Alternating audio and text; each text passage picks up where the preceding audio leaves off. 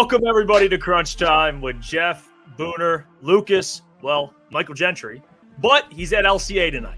He's handling business. Yes, sir. He's handling business. We got boots on the ground. He's over there covering the Red Wings for us. So we'll get an update on him tomorrow.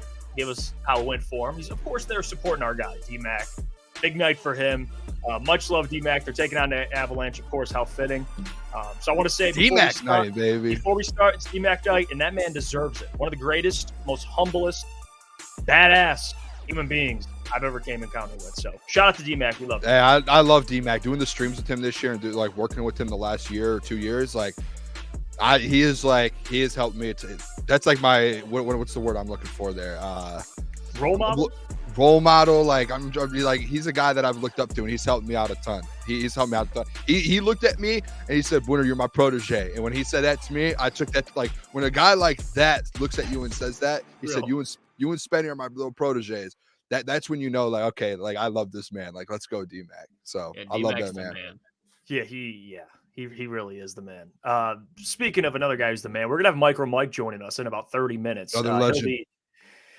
Another legend. He'll be joining the show, help us break down the Lions offseason, of course, and the draft. We had Russ on yesterday, I believe, right? Yeah, yesterday. Russ joined us, man. He crushed. We'll be having him on once again more often, him and Scott, helping us cover the draft here. But we're going to start. We got some Lions topics, some things that came out over the last couple of days. But before I start, I do want to say, if you're watching via YouTube, we're about, 300 roughly away from 4,000. So right there, man. We're trying to reach 4,000. If you're subscribed already, you're good. If you're watching and you're not subscribed, hit the subscribe button, support us, like the stream. It also helps out just pushing the stream out in the algorithm. If you're listening, leave a 5-star review. We appreciate that as well. Hey, I think once we hit 4,000, we should do some sort of giveaway or something. I think we should do something once we hit 4,000.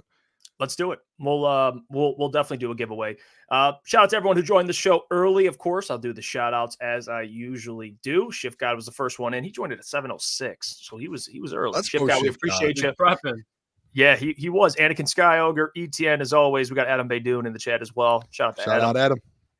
Cody Reed, Seth, Dark Flame, Robin's Nest, man, just the people for supporting us. We appreciate you. Steve Wilds as well. I see him in there. Coach Walk, El Gato, Chef, everybody. I do want to start with the topic that I think fits this show very well because we've discussed this player a lot and what his future holds, and we've had debates about it. Did you guys see that CJ Gardner-Johnson, CD Deuce, whatever he was referred to now, we'll call him CD Deuce. See that man unfollow the Lions? Yeah. Can we just Lukas, me and you have been on social media a lot. We ran social media for years. I don't know, Jeff, if you saw, and I know that he's not following the Lions. There's been a trend the last 48 hours of jokes and different things. It's been bad. So I know you guys have seen that trend. So I don't know if people are just out searching for things, and he could have never followed the Detroit Lions for all we know. He could have unfollowed them 2 months ago for all we know. It's the fact that it's coming out and it's oh, hey, you just unfollowed. That's just so it's not true. It's just there's been this trend going around. And then that popped up. Now maybe there is something that. I'm not gonna we already got the news from you that there's obviously there was a slim chance of him coming back right now. But I don't know. Yeah, I would assume, and I haven't been following his Instagram. I don't want to act like I know he followed the Lions, but I would assume he did. I would assume. That's just my assumption. Maybe I'm wrong. Maybe this is nothing. But if what I reported is actually true, because hey, I got sources. Unfollowing, he was frustrated, so unfollowing the Lions would kind of make sense based on what I heard. Now, I mean, this is all assumption, but I'm gonna stand on it, man. He's not coming back. He is not coming back. Yeah, as days goes on, it just seems more and more unlikely, especially with what your source says. And I do think you can say that this is a nothing burger, but at the end of the day, with CJ's predicament, as far as he obviously wants to stay in Detroit, even as something as small as that, it doesn't help his case. So for him just to do that out of joining a trend or whatever, it doesn't make sense. I understand that it can seem minor. It's it's annoying, but I think that just is a little sign to indicate the bigger picture that CJ Gardner-Johnson, as much as I want him to be in Detroit, Jeff, to your point, I don't think he will be. Yeah, and too, all this stuff too, if he did unfollow them, what you kind of reported to us, Jeff, it's all of that kind of going on too. That's like, I looked at it like this too. I wrote it in my notes. It's like, this isn't like a Dan Campbell and Brad Holmes type of guy. Like if like he might be, I don't know, like the vocal leader and everything that they're talking about, but like that happening and coming out, maybe it's just like, hey, let's just go your separate directions here and move on from that. That's kind of what I'm starting to get that feeling. Shout out to your source too. Yeah, I mean, the whole CD Deuce thing's interesting. I would assume they have a relation. I mean, you know this, right? It's not even assuming. Aaron Glenn and him are very, very close. He's known since he was, I mean, for years and years, dating back to, I think, before the NFL. And then, of course, with the Saints, he knew him very, very well, as is the secondary coach. I think CD and another, like I think he's a good player. I'm not going to go that far. I know people would based on his last game as a lie, and people would be like, oh, he's trash. I mean, I'm not going to go that far. Yeah. But there is an argument, though, that him as a personality, because remember we brought this up yesterday. Remember when I talked about signing a safety, and you guys were like, or drafting a safety, whatever it was, and you guys were on board with drafting one, but you're like signing one. You're like, I'd rather just pay CD Deuce. But here's the thing. When you pay a guy like that, no matter what it is, like I said, like he wants to be out there. And if he's not, he'll make it very clear. That's the issue. Last year, or last season rather, and he was like, "Yeah, I didn't come here to get in a rotation," which isn't, and I think that was taken out of context. But like, he's proven to be that dude in the NFL. Like he wants to play. He's not going to be. That's the issue too, because Iffy, like I said yesterday, he had less than 400 snaps last year, but he produced, and it's like, okay, now what do you do with CJ if you do resign him? So there is that issue as well, and I do think, like, I'll die on the hill as well, as some people might think that he might not be a great locker room. Like, I'll die on the hill that he's like a good locker room guy for this team. Like I do think, like, I know outside of that media, and I know we spoke about that already a couple of weeks ago about the whole media situation with him, that he didn't speak with the media much towards the end of the year. I just think as a captain and kind of the heart of that team, I think vocally, like, he is a big part of that defense and that team.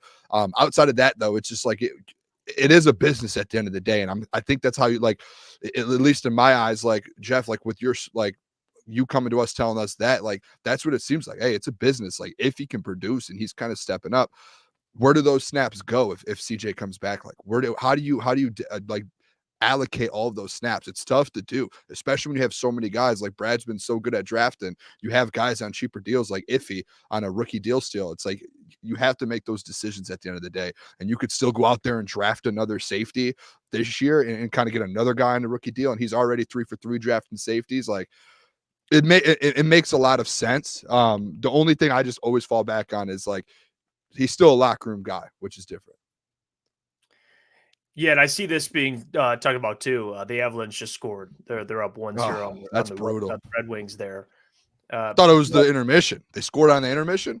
Yeah, I think must be behind over here. Yeah, I think you are. Yeah. I think you are a little behind. Yeah, I'm behind. My bad, boys. But I see this from Chef. He says this is not the argument. If he resigns, Dan is going to be very upfront with him, and he will know his role. So if he resigns, we know he has accepted what Dan has told him. It's true. I definitely get that point. I don't think he will. If they do tell him that, I don't think he resigns.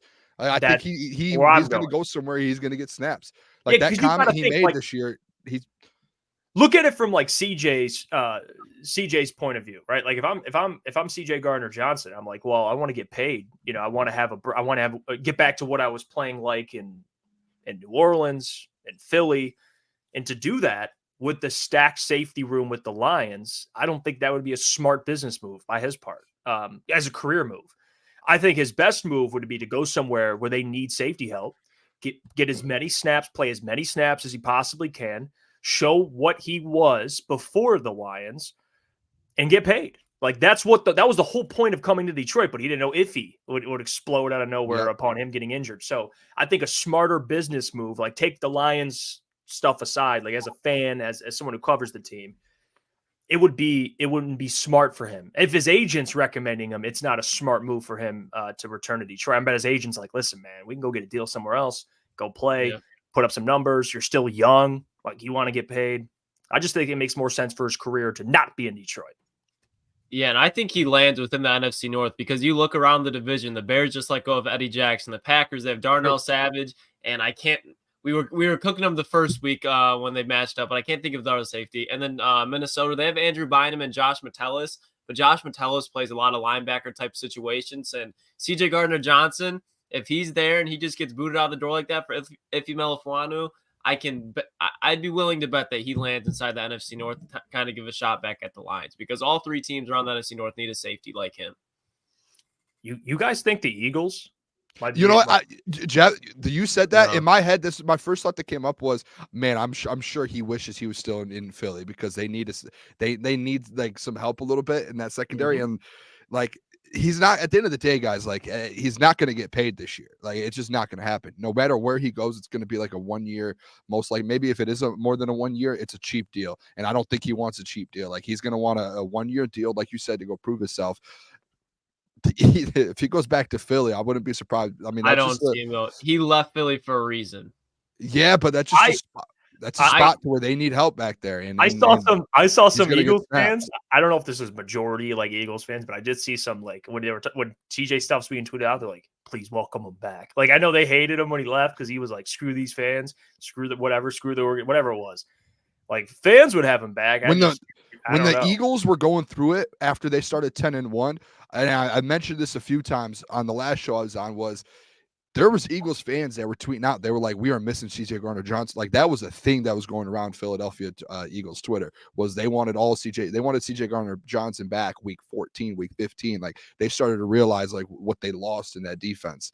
That was also a reason why I was like, I wanted him back in Detroit, because hey, listen, like Philly, they let him go and they let him walk, and then they realized the next year like that's a tough one to lose.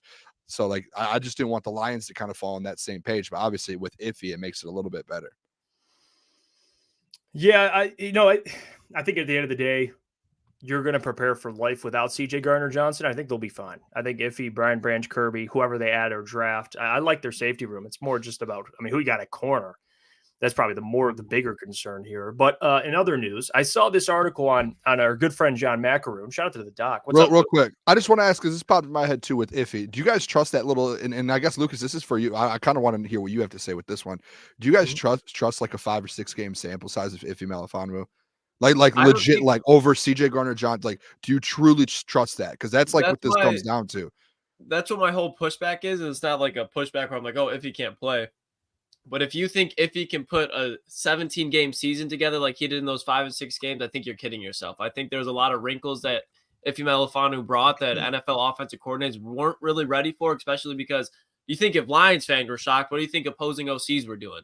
So I think Aaron Glenn kind of used him as his wild card, and I still think he will, but I don't think he's going to just go from, what did he have, 5 sacks in the amount of games that he played? He's not going to have a 10-sack season. Like, I think he'll probably have 3, 4, 5 sacks, probably like 4 or 5 picks, maybe, because again, there's other DBs that can make plays back there. But I still think he does a very good job replacing CJ. But I just don't think he's going to be like some people are saying, like all pro year one. Like I don't see that. We did talk Pro Bowl on that. Now, you know what kind of the example that pops in my head with it too?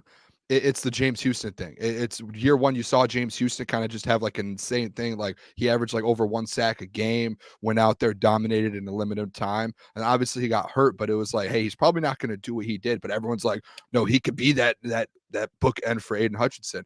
And it's like, can he really, like, do we trust that on that small sample size? That's how I look at it. Like maybe he can do it, but we really don't know, because you can't, like, I feel like we're going out on a limb a little bit, saying like, hey, let's put all of our eggs in a basket here with Ife. Yeah, I think that if you're talking about ceiling with Ife, I would say ceiling right this upcoming season. I don't know about talking about ceiling as a player in his career, but this upcoming season, I think would be like a Pro Bowl alternate. Like that would be. I don't know if he would be like come out as an All Pro. Like, it happens all the time in the NFL where you see guys kind of have these little these spurts, and they go out there, get a starting job, and then they're just not what everyone kind of set out for them to be. Like, and that happens all the time, and you do not want that on this team, especially when you're going for a Super Bowl. Yeah, and you're just not gonna have 10 All Pros. Like we think Aiden will be, he's an All Pro, Panay's an All Pro, Amon Ra's an All Pro. You're gonna have I think Brian. You'll have 4 or 5 max. Yeah, like after that, come on, especially one who plays safety. Like it's just not gonna happen. I do kind of transition here. Our good friend John Macaroon does great work. All Lions, check them out. I saw an article posted. It wasn't by John. It was from, I want to make sure I give credit here, Christian Booher. Booher, I think his name is. If I butchered that, that's my bad. But he wrote an article, and it's really what the title of the stream's about here. And it's wide receivers Lions could target in free agency. And there's a drastic difference between who he lists on this article. But this is like a scenario if you don't re-sign a Josh Reynolds or you don't re-sign a guy like Donovan Peoples-Jones. So here's the article. I want to make sure you see the first one already. And it's Mike Evans. Like it's right away. We get right into Mike Evans, and we'll kind of break this down. And even, I think you guys would agree, we're going to shut this down, but here's the Mike Evans explanation. If Detroit is looking to make a serious splash, Evans is the guy with 10 straight 1,000-yard seasons. The Texas A&M product has been exceptional throughout his career. He fits the Lions offense as an outside vertical threat, which would perfectly complement all-pro slot receiver Amon-Ra St. Brown. Evans' production speaks for itself as he's able to use his size to overwhelm opposing corners down the field. Evans talks with the Buccaneers regarding a new contract, has not produced the desired results. As a result, he could certainly hit the free agency market. However, the current projected, here's the kicker. The current projected contract for him lands around $23 million annually, which will be a steep price for the Lions to pay. So when I first read that, pause on that. You can spam the pause emojis. The Mike Evans stuff. What are we doing here? What are we doing here? Because just to give you, I'll just walk you through a couple points here. Okay, number one, if the Lions are going to sign a max contract, it's going to be on the other side of the ball. It better be. It should be, and I would have faith in even saying it will be if one is signed. If Brad does sign a max contract, no way on God's green earth am I going to open my phone and I see Mike Evans to the Lions. I'm going to throw my phone at the fucking wall. It's not going to happen. You would be mad. You'd be okay. Let's. You're not. I'm not. I am not interested in paying Mike Evans $25+ million for 4 years when your defense can't stop a nosebleed. It can't stop a park. I get what you're saying, but let's not act like you wouldn't sit there and be like, damn. That's not the defense side of the ball. So you would be genuinely fuming when you see Mike Evans, number 13, and Honolulu Blue trotting out there, and you see Mike. And I'm not saying I want to sign him for 20. Like, I do not want to sign Mike Evans. No, I do not. But if Brad Holmes pulls that trigger, one, who are we to judge what Brad does? And two, you have a Hall of Fame first ballot wide receiver. So I'm not. I'll be like, what are we doing? I'll be confused. I'm not going to be mad though. Hold on. I get what you're saying, right? Like, I'll be happy, right? Buy the new Madden. Fire up Mike Evans. Hold on. He's a fit, though. He's a scheme fit. Yeah, he's a scheme fit. I mean, come on. I think there's. Hold on. I'm not done. Let me say this. Because now you got me fired up, and then I want Booner's thoughts on this. It's not about Mike Evans as a player, right? I like Mike Evans. Like, I think he's a great player, right? He's consistent. He's had 1,000-yard seasons. Why are we spending 25? And I'm not saying you want this, Lukas, but I'm just saying for people that I get what you're saying. Why are we spending $25 million annually on Mike Evans when I don't know? Amon-Ra St. Brown needs $25+ million. You're gonna have $50 million in two receivers. What are we doing? So, Jeff, what are we doing? This is where I'm gonna agree with you. It's you can't spend $50 million on two guys on offense. Like, you're like, think about, you have a top 5 offense right now, and you're not spending $50 million on two players combined anywhere on the field. Like, and you already have a top 5 offense. I think that, like, if Brad does do it, I'm all in here for the trust Brad Holmes thing. Like, you guys know where I'm at with all of that, but I will a little bit be like, hey, what do we like? We could spend that money somewhere else. Like, we could have got a DN with Aiden Hutchinson. We could have got a corner. We could have got someone else. The Mike, like, again, guys, you guys remember last year, the comments that were being made with Ben Johnson? There's only one football. There is only one football, and you already have a lot of weapons. Like, you already, like, last year, they all were having those conversations. They were like, hey, we've got a lot of dudes on this team right now, and we only have one football. And Ben Johnson was struggling trying to get the ball up to everyone. I'm with Jeff on this. I would love, like, if it happens, I wouldn't be like, oh, I don't want Mike. $25 million for Mike and 25 for Amon-Ra. I don't. There's a guy on this list, and I wrote him down, and we talked about him already the other day. I'm all in on bringing him to Detroit. I'm all in on bringing him to Detroit.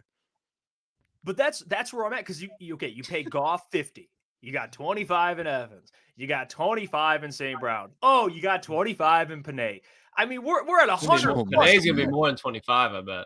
So you know what? Let's do that. Let's go 30. And Hutch too. We have 100. We'll just talking offense. You got $100+ million invested in like 4 players, and we haven't even gotten to the defense. Which, like, I get it. The offense, like, you want to keep them good, but like that's what I'm saying, Lucas. That's nothing to do with Mike Evans as a player. If you give him a 1-year flyer, whatever it is, in like imaginary world, I would be okay with it, but not 25+. No. What's the topic of this offseason, fellas? The topic of this offseason: fill the holes, fill the holes, fill the holes. I know it sounds weird, but fill the holes. That is what this offseason is all about. Fill the holes. We'll get a shirt that says "fill the holes" if we need to. That needs, like, that is what you're like. If you're spending money, fill the holes. Getting a number 1 wide receiver, you have one. You don't need one. Go spend the money somewhere else. I like that point, Booner. A hole is not at the wide receiver 1 position, be at the wide receiver 3. I like that. And guess who that is? My guy. Who's your guy? Can I say it? Or are we going on this list? Yeah, it's the next guy on the list. Okay, we'll go through it. Let's do it. All right. Well, because I would love this man in Detroit. Gabe Davis, the next wide receiver on this list. Gabe Davis. It writes. Christian writes, a potentially more attainable option for the Lions could be Gabe Davis, who has developed into a nice weapon for the Bills offense. While not having the production of Evans, Davis is an intriguing player who's also a huge threat going downfield. He averaged 16.7 yards per reception in his career and has scored at least 6 touchdowns in all 4 of his NFL seasons. Some of his best performances have been in the postseason, too, including a 4-touchdown game against Kansas City in the 2021 postseason. Davis does have some consistency issues. While he had 300-yard games and 5 total games over 8 yards receiving in 2023, he has also had 5 games where he didn't have a catch. He struggles to separate, his struggles to separate have played part in that. So this is an area where he'll need to develop. Still, he's an interesting deep threat option who will just be 25 when the season starts. All right, Gabe Davis. Where are you guys at with that? Take it first, Booner, because I don't hear we can get a little debate about this. What's the one thing that's been missing? DJ Chark left, and you have Josh Reynolds, and you have things like that deep ball, that downfield threat is something that's been missing on this football team. And obviously, Jamison Williams, or you could say, oh, maybe Jared Goff can't get the ball out there. I mean, Gabe Davis in 4 seasons has 27 touchdowns. Like, the numbers speak for itself. Last year, he had like 8. The last 2 seasons, he's had over 800 yards. And guess what? He has had Sean McDermott. He hasn't had a great offensive mind last year. Like, that offense struggled all alone. So I think, like, bringing him in for like $13 million to be like your wide receiver 2/3 with Jamison Williams. This is if you don't bring back Josh Reynolds. I think, like, to me, that's like bringing like the whole DJ Chark thing. Like, that to me, it's like, all right, now you have that guy that replaced that DJ Chark position. So I don't know. Adam keeps saying no to Gabe, but Adam says no to a lot of people, and he's wrong 60% of the time. Well, I actually like Coach. Well, before you go, Lucas, I like this comment here real quick. Sorry about that. I got to make sure I get this right. Coach Walk. No, he drops too many passes. Why do we have JMO? Goff is not a deep threat QB. Is he a scheme fit? Listen, I mean, Goff was a deep threat QB when we had DJ Chark. He got go look at those. Like, he got the ball to DJ Chark down the field. That's just not a big Gabe Davis guy, to be honest. It's a fact. Here's my thing with Gabe Davis. Gabe Davis' progression coming into the NFL. When people are saying that Gabe Davis can struggle with a lot of things consistently, it's 100% true. A lot of Gabe Davis's plays came when he was rising up in the NFL, came when Josh Allen rolled outside of the pocket, could not find Stephon Diggs, and Gabe Davis was going to the sideline, and Josh Allen would drop a dot on the sideline. A lot of Gabe Davis's production comes with Josh Allen creating plays. He's not going to have that in Detroit.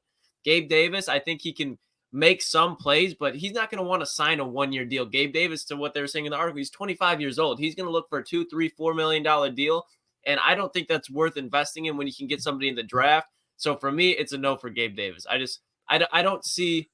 So if Josh Reynolds leaves, I don't think, especially like when you talk about blocking, Gabe Davis is a great blocker, but so is Josh Reynolds. And you talk about route running, Josh Reynolds is without a doubt a better route runner. Again, this is if Josh Reynolds leaves. I understand that, but this is what I'm saying. I don't think Gabe Davis within itself is even that much bigger of an upgrade over Josh Reynolds. I actually agree with that. Fair. That's fair. I like Josh Reynolds. What's your preference, Boone? You'd rather have Reynolds? Oh, Josh Reynolds. Yes, okay. I think the whole fan base. I think everyone would. I mean, not the whole fan base. A lot of people hate him because of those drops. But like, I've been a guy that even with those drops, like, I feel like Josh Reynolds has been very, very consistent. He's been with Jared Goff. Like, this is in my head. It's like, okay, if Josh Reynolds doesn't come back, who are you replacing him with? And like, to me, it's like you need to replace him with someone that has experience, like a kind of a vet, that kind of vet presence. See, I don't. Like, what are you going to do? Are you just going to, unless you get someone in the first round, but are you just going to hope that there's a rookie that hits? And then what if a rookie doesn't hit, you're just rolling with Jameson Williams and Amon-Ra St. Brown and Sam Laporta? That's where I just don't see that. That's not realistic, in my opinion. If you want to maintain being a top 5 offense, it's not realistic to lose Josh Reynolds and just hope for a 3rd or 4th round rookie to step up. That's that's unrealistic. You're just hoping that someone hits. That's unrealistic. That's where I disagree, Booner. And I'm not saying what you're saying is ignorant, but my counter to that is now Amon-Ra St. Brown, you can call him a veteran. Khalif Raymond, veteran. Jameson Williams, yeah, he might not be there, but he's going to have production a lot of that's leaving, though. Like, if you bring in a 2nd or 3rd round wide receiver, like a guy that we'll even break down today for you, that I think if you plug in somebody like that, this offense, yeah, might not be as veteran, but you also have Sam Laporta in the middle of the field who plays like a veteran. He's already at that level where he can handle the game of football at the tight end position. You bring in a young, explosive wide receiver, to your point, in the 3rd, 4th round that Brad knows. What happened last time Brad brought in a wide receiver in the 4th round? It's Amon-Ra St. Brown. I'm not saying he's going to do that again, but if Brad takes a wide receiver in the 4th round, I think he's going to be very NFL ready. Brad doesn't go up and get weapons that aren't NFL ready. He's shown that. Jahmyr Gibbs, NFL ready. Sam Laporta, you can keep going down the line. He gets NFL ready guys. Yeah, I mean, I think in today's NFL, I would argue that rookie receivers, have much more of an impact than they ever have. Yeah. Tank Dell this year. I know he got hurt, but even look, Jamar Chase year 1. Justin Jefferson year 1. Devontae Smith, Jalen Waddle. Those guys. You're just naming 1st round guys. If you like, I mean, look at Nakua, Cooper Kupp, Amon-Ra St. Brown, AJ Brown. Oh yeah, like Amon-Ra right away. Amon-Ra had an impact year 1. Amon-Ra did. I hate to be that guy. I know this is extreme, but you're just relying on that. If you're losing someone, to me, like, just relying on that. Brandon it's like Cooks, bringing a vet, dude. You're not just sitting here just leaning back on a guy, man. Like, you need to. You're going for a Super Bowl. You're not sitting here. He's a wide receiver 3 to your point, Booner. And you have. He was a wide receiver 2 last year. J-Mo hasn't taken that step yet. That's what you want J-Mo to J-Mo hasn't stepped in. I'm not relying on J-Mo to take the step. I'm not relying on.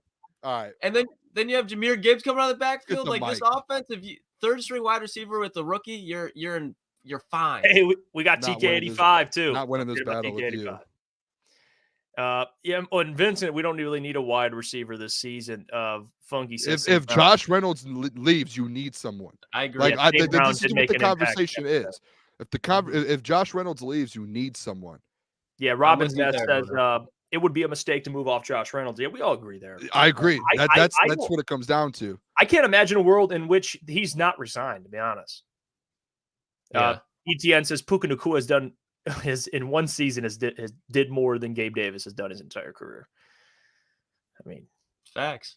Yeah, I just like people in the chat. Like, listen, if Steve Wild all of this is if Josh Reynolds leaves, what are you guys doing? Like, all these people in the chat are like, we don't need a wide receiver. No, if Josh Reynolds leaves, you have to make a move. You either draft a receiver or you get someone in free agency. You don't just sit there with your hands under your you-know-what and just watch the – no, like, if Josh Reynolds leaves the Detroit Lions, you have to make a move. You don't just sit there.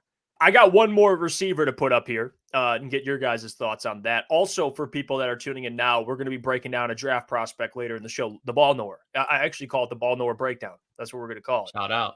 Because Lukas Klotz, the ball knower, he's got a prospect or two. We don't even know. He gave us a name, but it was brief. Like, we're going to be just tuning in just like you guys. So that's in the 2nd hour.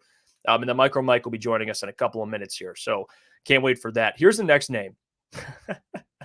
Jeff, Nick, you know how I feel about this guy. Yeah, Westbrook. He played? Was he in Tennessee most recently? Yeah, he was in Tennessee. Yes. Yeah, there you go. Okay. How do you say the second part of his last name? Westbrook Ikine. Okay, Westbrook Ikine doesn't have flashy stats or production, but he fits a mold for the Lions that is needed. He is a big body wide receiver who's not scared to block and can serve as a safety net for Goff. The Indiana product has experience on special teams as well, which has been a difference-making quality for Lions depth receiver since Dan Campbell took over as head coach. Nick Westbrook Ikine. I mean, he's going to be cheap, but he's just one of those guys where it's just like, He's out there. He's out there. Yeah, Josh Reynolds, Tennessee. Yeah. Now we're just. Here's the connection, though. Here's the connection. Josh Reynolds played in Tennessee.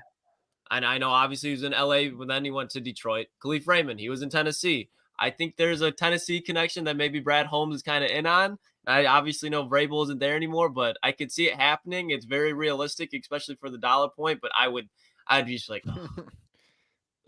he's solid, though. I like Adam's idea. Like Graham Glasgow. Put Big Skip out there at this point. Appreciate the $2. Says Lions wide receiver suck. Draft 6'3", 6'4", wide out. No more hobbits. Hey, I am with you in terms of signing a wide receiver. Reminds me of like a TJ Jones. Remember TJ Jones for the Lions? Back in Stafford days, it'd be like a TJ Jones-esque signing. Which it's just like you're there, you're out there. Yeah, you're out there, and we gave you a contract, but it's not like any media outlet. You're not like posting that on social media. It's not like you're like, hey, the Lions signed this guy. It's like, they brought in this guy. Who'd they sign from the Saints? The receiver. The guy, you know what I'm talking about? I can't think of his name. Tre'Quan Smith.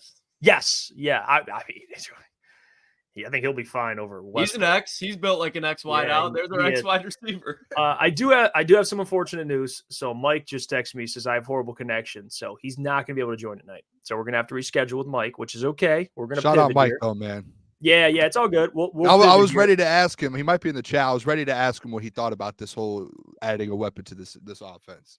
It's okay. We'll do it another day with him. I appreciate Mike. He always holds up to his word. So if he can't do it, he can't do it. But we'll move on to other breaking news here that was actually announced today that we put out on our social media. So if you're not following, what are you doing? Follow our socials up there. And great pitch, Jeff. Love that pitch. Yeah, what are you doing? What are you doing? Here we go. It was on our X in that crunch time, of course, with Jeff Iafrate and Booner. You can follow it at Official CT Pod. And here's the news. Breaking news. Detroit Lions are bringing back kicker Michael Badgley. Money Badger, baby.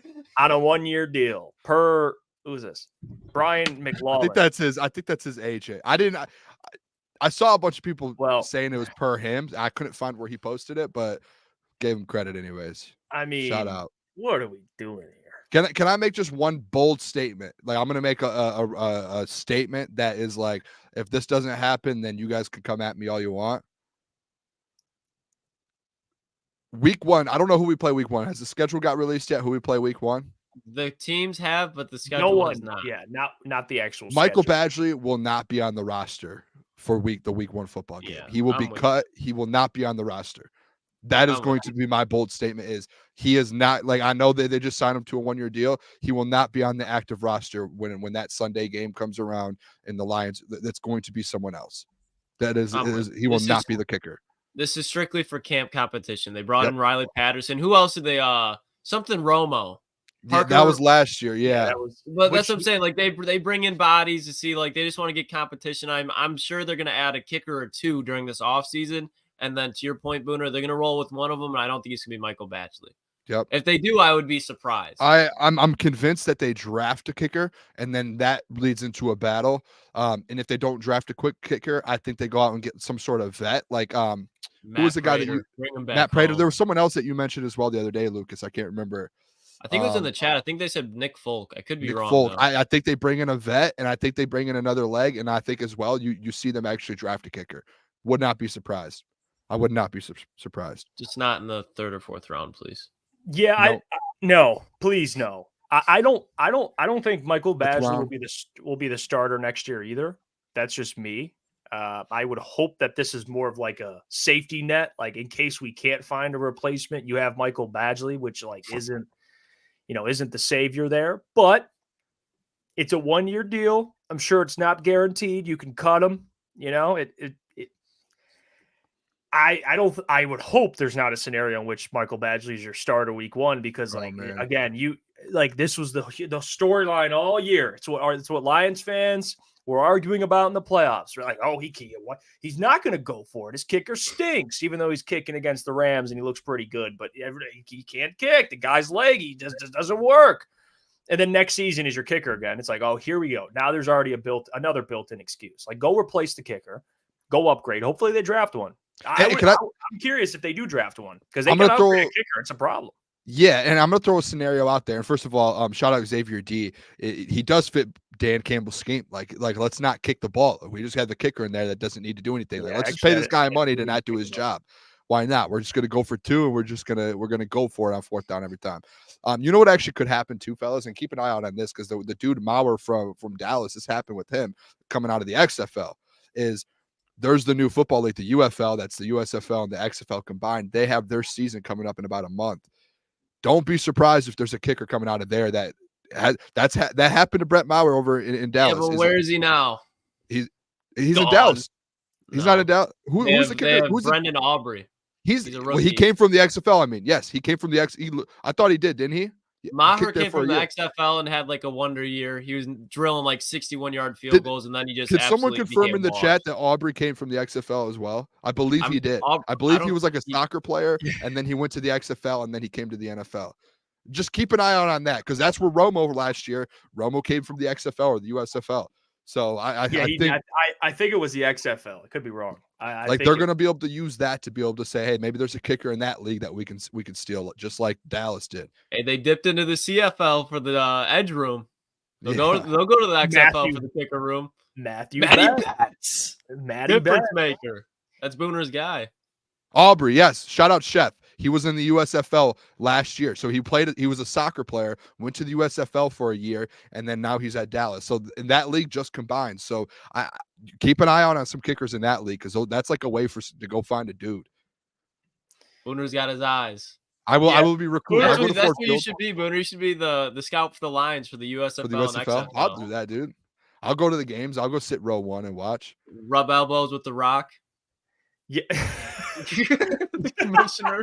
Booner networking runs into The Rock. Yeah. Hey, Booner, you'd hold your own. Imagine that. Oh, dude. Yeah, for sure. Imagine that collab. He'd probably be like, hi, I'm Booner. I forgot. Just who are you? Just can you give me what's your name? I'm Booner. Or you'll say what you said when you're in the mall. You're like, I wonder if there's any other celebrities here besides Booner. that was between us. That was between us. But that was a conversation between us, Jeff. I was just wondering, you know. Hey, Boone, I'll give it to you. Hey, Boone, he's a guy. That's a guy now. Here's a guy. Chris Collinsworth. Now here's a guy. Yeah, now here's a guy. Now speaking of here's a guy, touchdownwire.usatoday.com had this quarterback ranking thing, and I know we it's funny because we went through this yesterday about where Jared Goff ranks typically, and we had him around 7, 8, 9, something like that, like in that general range. We think he's a top 10 quarterback.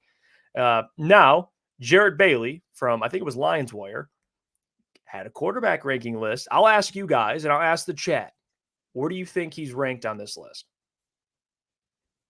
We're talking Goff here. Yep, talking. I'm gonna. Who is it? It's Lions Wire. It's a quarterback ranking, all 32 teams. Where is Goff ranked? Take a guess. 9. You say 9 too, Booner? Yeah. I'm gonna say. Actually, I'll change this because Booner picked 9. I'll pick 8. I'll pick 8. All right. I see some guesses. We got 14. I see it already. I just popped up on my screen. Oh my gosh, I love that. We got 9. We got 10. We got a 4 in here. Okay. All right. I'll say this. I haven't seen anyone guess it yet. He's 4. I'd flip a fuse. John Hughes. He says 13. Jonathan says 6. Welcome, Gal. He's 13. Well, 13. John Hughes. Yeah, John Hughes is right. He might. Yeah, they have him at 13. Now we'll process this, and then we'll see. Okay, 13. Well, I wonder who's the 12 ahead of him. What's up, Boone? Just real quick, when we did our quarterback rankings yesterday as like a group or the day before, do you guys remember there was about 2 or 3 guys. We had him, I think, at 8 or 9. There were about 2 or 3 guys where we like, maybe we could kind of flip, like they could be in the top 10. Man, in my head, maybe that's just what they did. They just took those guys. 13 steep. Crazy. We had him at like 8. The 3 guys, he's at 10 or 11. 13. I bet you they have Kyler Murray ahead of him or something crazy. The Kyler Murray, I see him high on every list. I can rant for 5 minutes about why I cannot stand Kyler Murray. If he's ahead of him, I'm going to give you the floor here. All right, I don't want the floor. I don't want to talk about Kyler Murray. I'll pass on that. No, I'll give Lukas the floor. because he can just absolutely rip them to shreds. I think you can argue he's a top 10 quarterback. I think anything outside of the top 10, that's where you start to lose me. Okay. Yeah. I mean, I'm with ETN too. If Geno's, I was just about to say that. Oh I my was gosh, just man. about to say that. Yeah, well, let's check this out. Okay. This is gonna be bad. He's 13. Kirk Cousins. Oh God, what the already? Kirk, what are we doing here? Kirk Cousins is 12. If he's at 13, I was expecting it, so I'm not going to get too fired up. Yeah, he's in Goff's tier. They're in the same tier. Who made this? Who made this? Is this a local or? Yeah, this is local. Trevor Lawrence is at 11. So we have Kirk Cousins, Trevor Lawrence. Anything you look at? Okay, so Kirk. I don't like the Kirk one, but I can deal with it. I can see where these people are coming from. I'm not pissed off about it. I can see where they're coming from, but I don't agree. Trevor Lawrence is one of the guys that we had to where we had him on the brink there. So the Trevor Lawrence one, I will say that's like whatever your kind of feelings are on that. I still don't see it though. After this season, I don't think it's like blasphemous to have Kirk ahead of Goff. It's just like I wouldn't agree. Like it feel like there are the similar quarterbacks. Goff just obviously has more playoff success. That's like that's really the big like differentiator. I mean, Kirk, as he passes, he has his stats look great every year, but I don't like it. But Trevor Lawrence, I mean, I just don't see. I love Trevor Lawrence, but based on this year, how is he ahead of Goff? And maybe this is heading into next season. I'm not 100% sure. Even heading into next season, like Goff has had 2 back-to-back like better seasons than Trevor Lawrence. So even though I like Trevor's potential, like we got to be fair here. And I'm a Lawrence guy, but like this is that's bad. I don't think right now you could say that. Dak Prescott's 10. We should stop this right now. And here's a guy. I keep doing the Chris Collinsworth. Here's another guy in Dak Prescott who, again, the stats always look so great, right? Like 30-something touchdowns, 10 picks, 4,500 yards. But, it's like a big wad of nothing when he gets into the playoffs. Like all that work on paper just turns into just pixie dust as soon as he enters the postseason. So I don't know how you rank quarterbacks, right? Like stats, okay, cool, give it to Dak, but like I don't trust Dak as far as I can throw him. I don't trust him at all.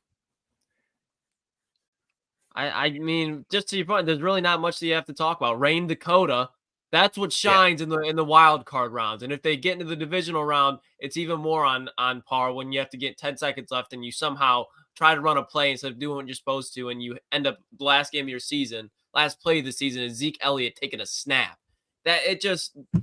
Dak Prescott will forever be a regular season quarterback, and I don't see him ever getting over that hump, especially if he stays in Dallas. And it looks like he's going to, and they're going to just be riding that Dak Prescott crutch for the rest of the remaining tenure. Jerry Jones will not see another day of life without Dak Prescott as his quarterback. Yeah, I would rather have Goff over Dak. Yeah, I'm with you guys on that. I don't. And I'm not even saying that, like, obviously we love the Detroit Lions, but that's just me being like non-biased. Like that's just that's a fact. I mean, I don't care if I was doing the media in Dallas, I'd still speak right in the microphone and be like, yeah, Dak ain't him. He is not, especially to me, he's not top 10. Dude, there's just a thing when it comes to quarterback, and it gets clowned. I say it all the time, man. It gets clowned. It's this whole like game manager thing. It's like you could put the stats up, and I think like looking at a guy like Jared Goff, who people call a game manager all you want. Guess what? He still wins football games, and that's something that Dak really doesn't have. Like he just can't win football games when it comes down to it. Like he can win regular season games. Yeah, he can win regular season games, but when it comes down to it, going to win in the postseason and even in some bigger games, when you see him go up against some big time games in the regular season. Like how often can you really sit there and bet on him? Like as a gambler, like in a big game, I'm not going to sit there and put my money on Dak Prescott. And that's like a narrative. And as much as people clown being a game manager all you want, there's like I would rather have a game manager and someone like Jared Goff who can take you and go win a football game, or like Adam just put a Brock Purdy who knows what he's doing and can win a football game, than a Dak Prescott who will put the numbers up and you have to sit there on the edge of your seat. Like, can he win this game? Like, and that drops you down on me. That makes you a worse quarterback. You know who has the most Pro Bowlers over the last handful of years? Probably the Cowboys. It's the Cowboys, and I think I'm not certain. I think it's the Chiefs. So the Cowboys have all these Pro Bowlers, right? They have a stacked roster every year, and best position in football, most important position in football. Their quarterback, who they paid a historic amount to, and I think they regret it at this point, even though Dak's a good human being, but man, as a quarterback, he's overpaid.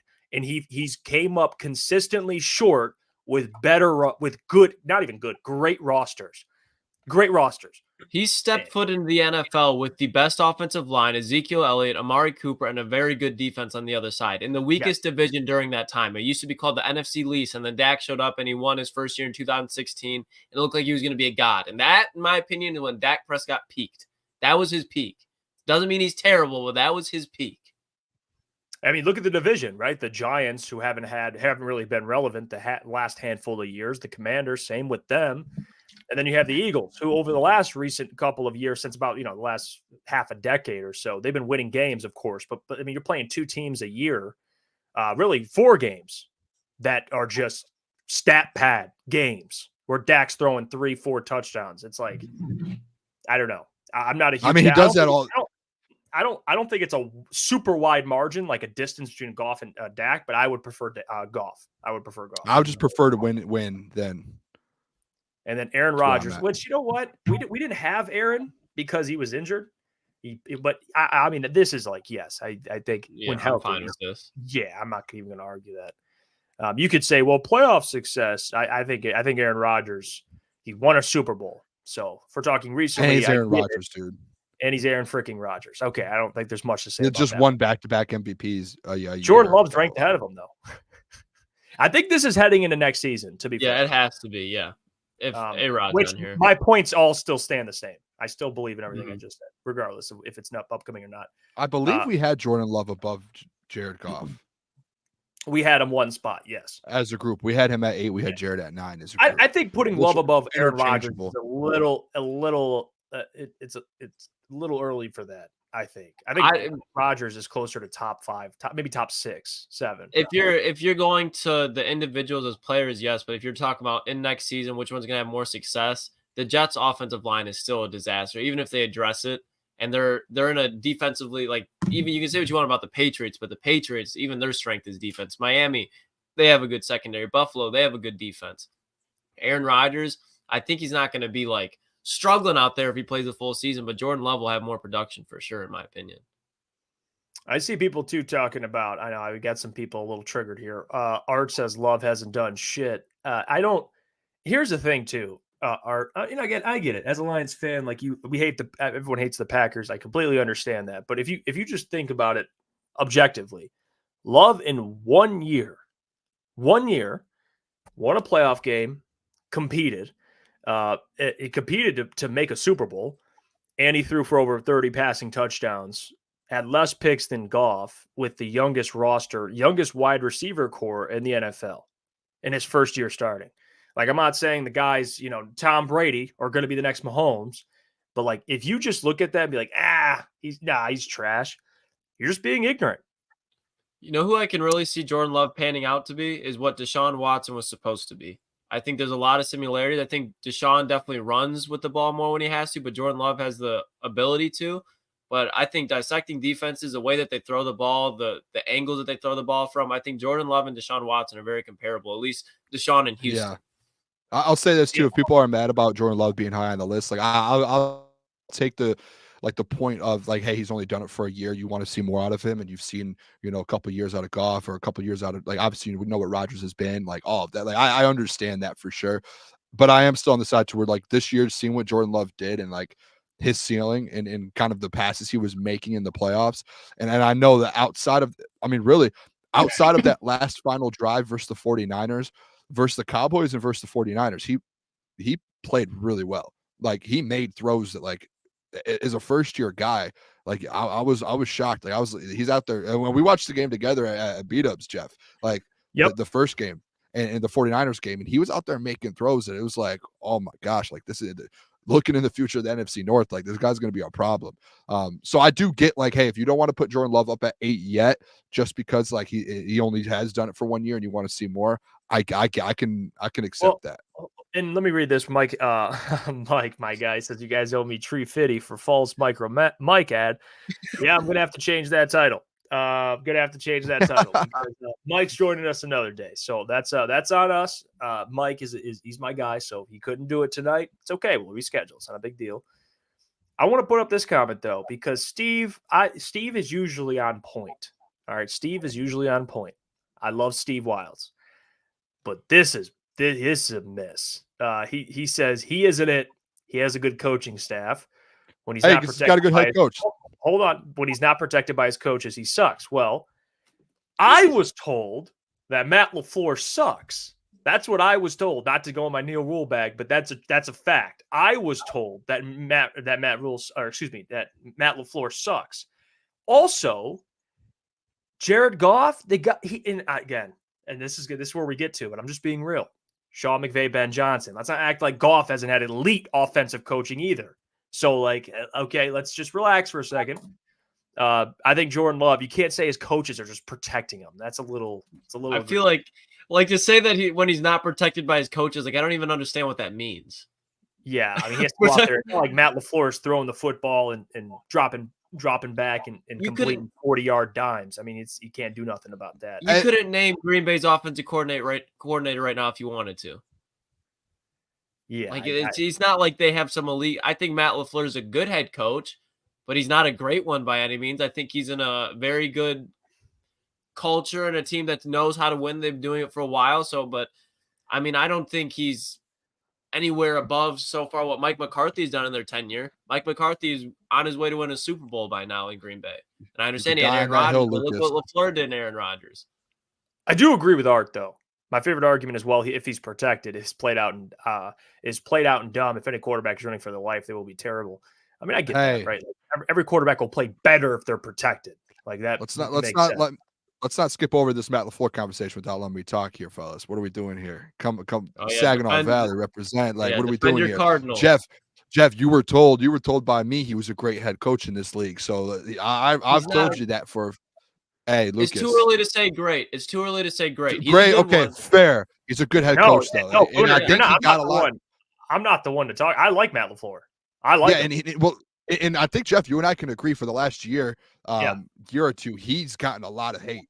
And that call with Aaron Rodgers and that little fourth down call in the playoffs or whatever it was a couple years ago, or like when he kicked the field goal instead of going for it, like he got like a lot of people went at him for that, and people held that over his head for like years. And they're just now starting to come back around on Matt LaFleur. He's been a good head coach in the NFL. Like he's been a very underrated, and people have gone at him a lot because of the Aaron Rodgers situation.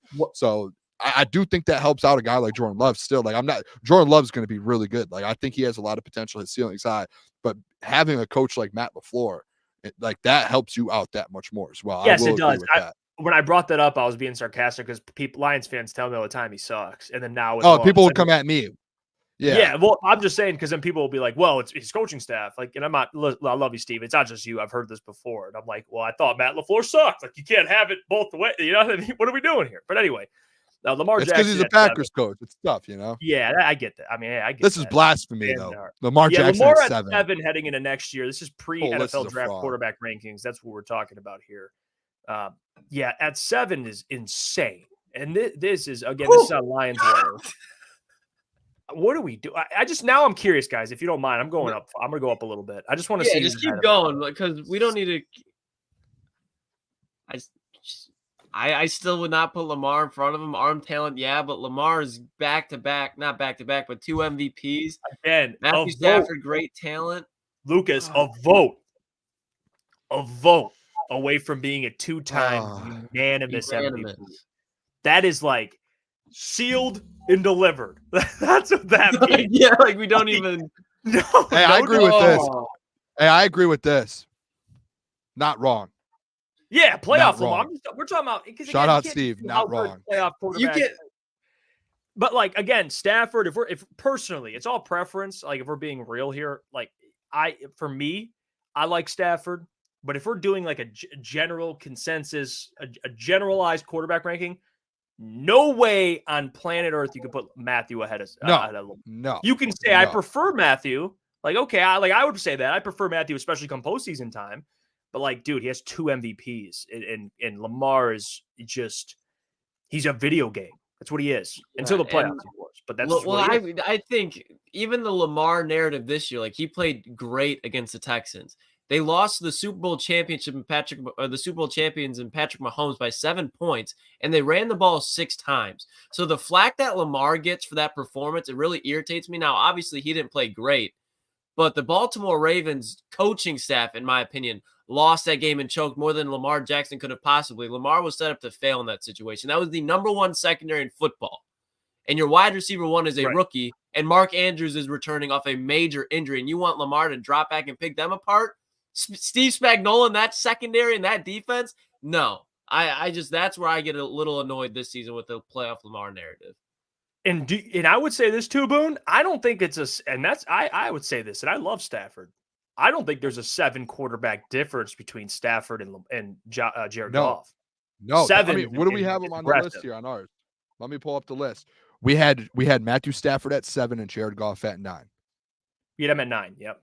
So like two difference, and that was something to where we literally had to sit down and be like, all right, who would you guys rather have, Stafford or Goff? And we had to break that down.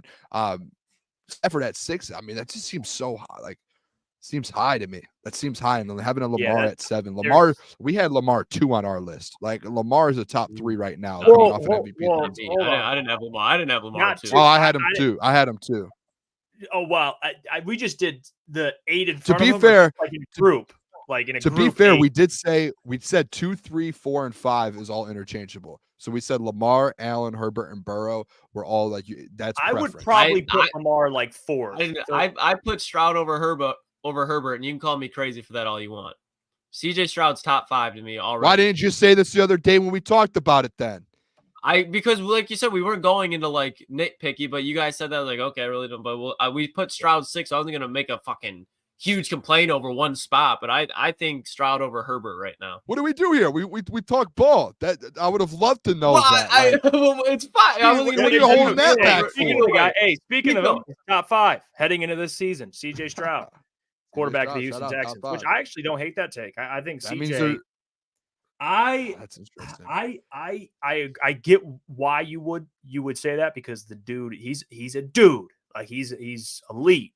It's what he's shown. I just don't know right now if I could put him over Herbert. Like it's close. It's close. I think cannot. I've seen enough signs. Like I get what you're saying, but it's just one of those I got things 3 years of like a high level from Herbert. Like I got but it has not looked as polished as CJ Stroud, especially year 1. Polished, I'll give you. That's fair. And that's one of those things where it's when you're that talented, that polished, especially like you can take that in any position. Look at Brian Branch. Do you have any doubt of him not taking another step just because he's so fundamentally sound? CJ Stroud at the quarterback position in year 1, in my opinion, he has been the best rookie quarterback I've seen with my 2 eyes, and he did it in a position where really, when you look around the NFL, that normally fails. So the fact that he looked like that, he had an injury to Tank Dell, Dalton Schultz got banged up sometimes during the season, even Nico Collins did. CJ Stroud even missed a game, and he still bounced right back, and he led his team to the playoffs. They went worst to first. CJ Stroud, to me, is going to be a top 5 quarterback this season at the bare minimum, with the ceiling of a top 2 quarterback. I think by the end of the year, I know I love Joe Burrow, but it's going to be Patrick Mahomes, Joe Burrow, and CJ Stroud fighting for the quarterback spot, in my opinion. And obviously give it to Mahomes, but there's going to be noise there for sure. Hey, how about this? Can we just take a step back real quick? How about this? 12 months ago, Jeff and I were fighting for CJ Stroud, saying he was going to be one of the best quarterbacks coming out of that draft class, and Lukas was saying there's no way that man's going to be trash. Now this man Lukas is saying he's top 3 quarterback potentially going into this year. Like, what a world, man. Yeah, I'll admit when I'm wrong. Yeah, I love it. I wish 12 months ago we could have gone in the future and played you like this clip and been like, look at this real quick. Well, what Lukas is saying though, like what he's saying, I agree with. Like I think in terms of playing the quarterback position, he's more polished than Herbert as a rookie. Like he just is. I think, and you look at the guys ahead of him, right? I mean, Joe Burrow, more polished. Like Herbert, there was times where he's got a little bit of that JJ in him, where he's like throwing fastballs. And he's got to learn to change up a little bit, but he's got a lot of talent. So we'll see. I think it'll you know what, CJ Stroud, I don't hate that at all. I think he's top 5. And I would even argue. If you watch CJ Stroud this year, fellas, like you can't argue him like what Lukas is saying. You cannot argue anything Lukas is saying. Like that's why it's hard. Like Justin Herbert, we've seen him play good football for years. We just haven't seen him like go in the playoffs and win football games. It's CJ Stroud, like he didn't win a playoff game, but we saw him in games as a rookie, like dominate in like in year 1. He did win a playoff game. He spanked Kevin Stefanski. I don't know. Coach of the year. Count him versus. Well, no, I'm not saying you, but people were saying that the Browns. There's going to be a team I wasn't on that. Ravens. They won a playoff game. But people were overhyping the Browns like crazy and saying that they won a playoff game. It's just more so it was versus the Browns and Joe Flacco who threw one of the best defenses in the league, though. You can't take that away as a rookie, man. Like the Texans, without a doubt, were not the more talented team. They just had the better quarterback. That showed. It's a fact. Yeah, I will agree with that. What about Herbert? Herbert's ahead of him here. We just talked about it. I don't hate it. Yeah, I don't. It's kind of where I'm at. I think Herbert and Stroud, like that's where I struggle. Like I think the 3 ahead of them or 4, like in this case it'd be 3. I don't think you can argue. Like I think we agree. It's the next 3 are going to be Allen, Burrow, and of course Mahomes. Yeah. So I think this one's pretty self-explanatory. They have Burrow at 3, which you know what I disagree with. I disagree with completely. I think Burrow is better than Allen. That's been I know Booner don't like that. He doesn't like it. We've had this argument 100 times. I'm not about to get into it now. There's a time and a place for it. To me, it's just like what's great. I'm not gonna go there. Actually, I'm not gonna do it. What? It's just like when Joe Burrow was struggling earlier this year, and obviously he had injuries, and Josh Allen, when he was in like week 5 or week 6, obviously he was the head for the MVP conversation at the time. There were group chat conversations of you guys being like, all right, Booner, you like maybe Allen does like outside of just going to the Super Bowl, maybe you were right, Booner. And then now it's just like, oh, there's no chance. Like I can guarantee I've never strayed from. I'll go tonight. What I'll do tonight is I'll go back and look at group chats. But like I know for a fact, either Jeff might have done it or you, Lukas. We had this conversation because I brought up last summer. We had this argument. On when we were doing the Believe Me Later and Jeff and Gentry show collab. We had this argument. It was a big argument. We went through text for weeks on it. Joe Burrow, Josh Allen, and when the season came around, about halfway through the year, this got resurfaced. And you guys were like, yeah. I might have said that Josh Allen was playing better, but you couldn't have there was no debate on that. Like, yeah, we definitely. I remember we gave Booner flowers because because Allen was playing better to start, but how Allen finished, like he didn't and some of the wording was maybe Josh Allen and Joe Burrow are closer than we thought.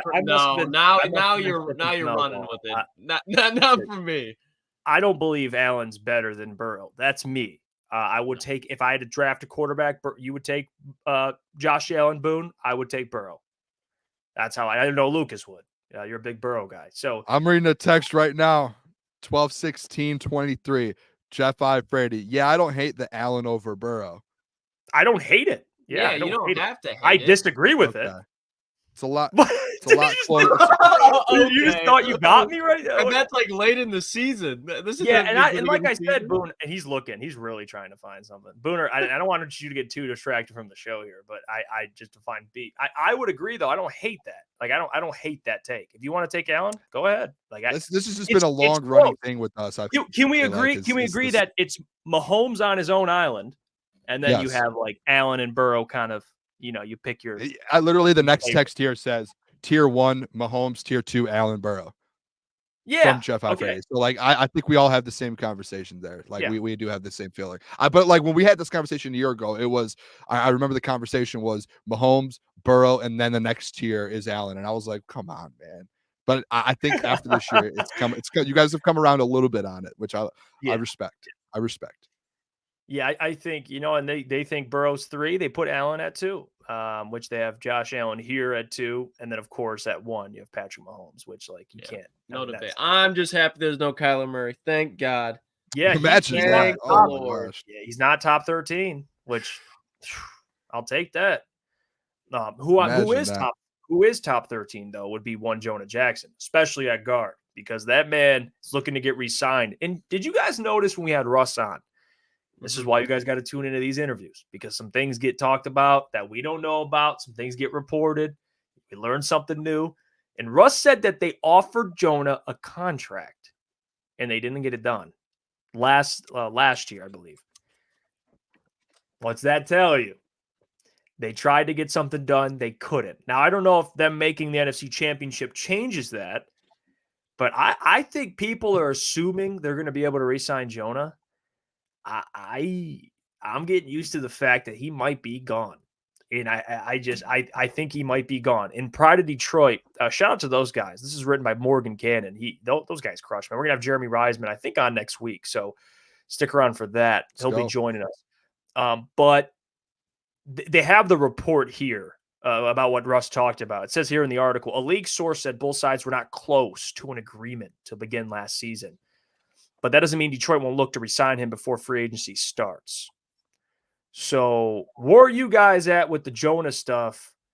Because I do think, like, certainly, like Russ and Scott put so eloquently, they nailed it too with the guard tackle in the first round.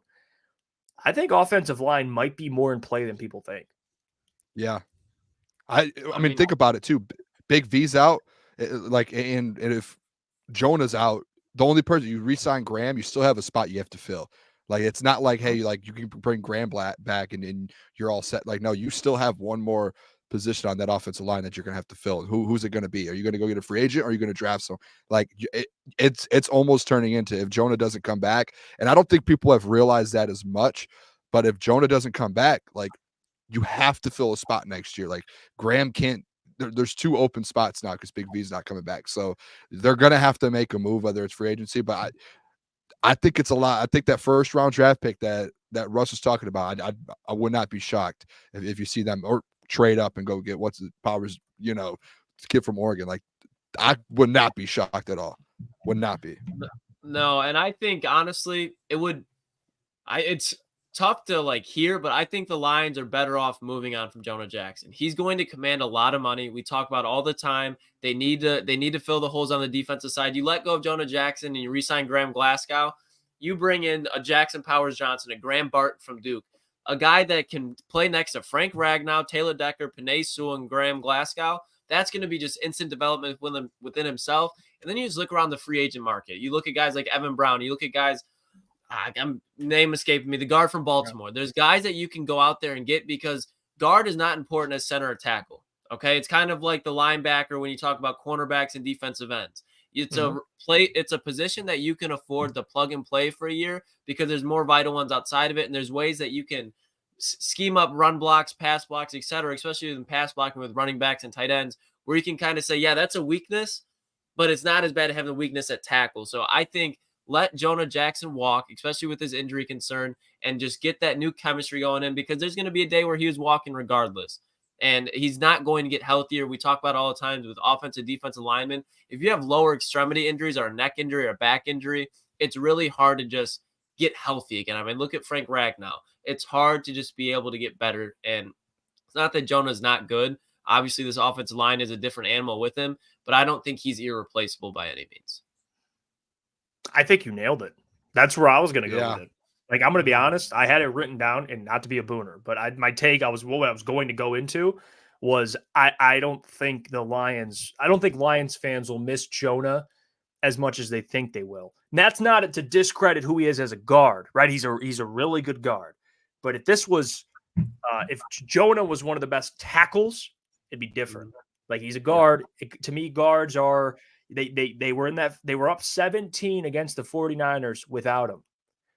That should tell you everything you need to know. So I'm not saying that shout out he didn't do anything for the Lions. Yeah, I'm not saying he didn't do anything. I'm not even getting disrespectful. If I'm just talking financially, I wouldn't sweat not re-signing Jonah.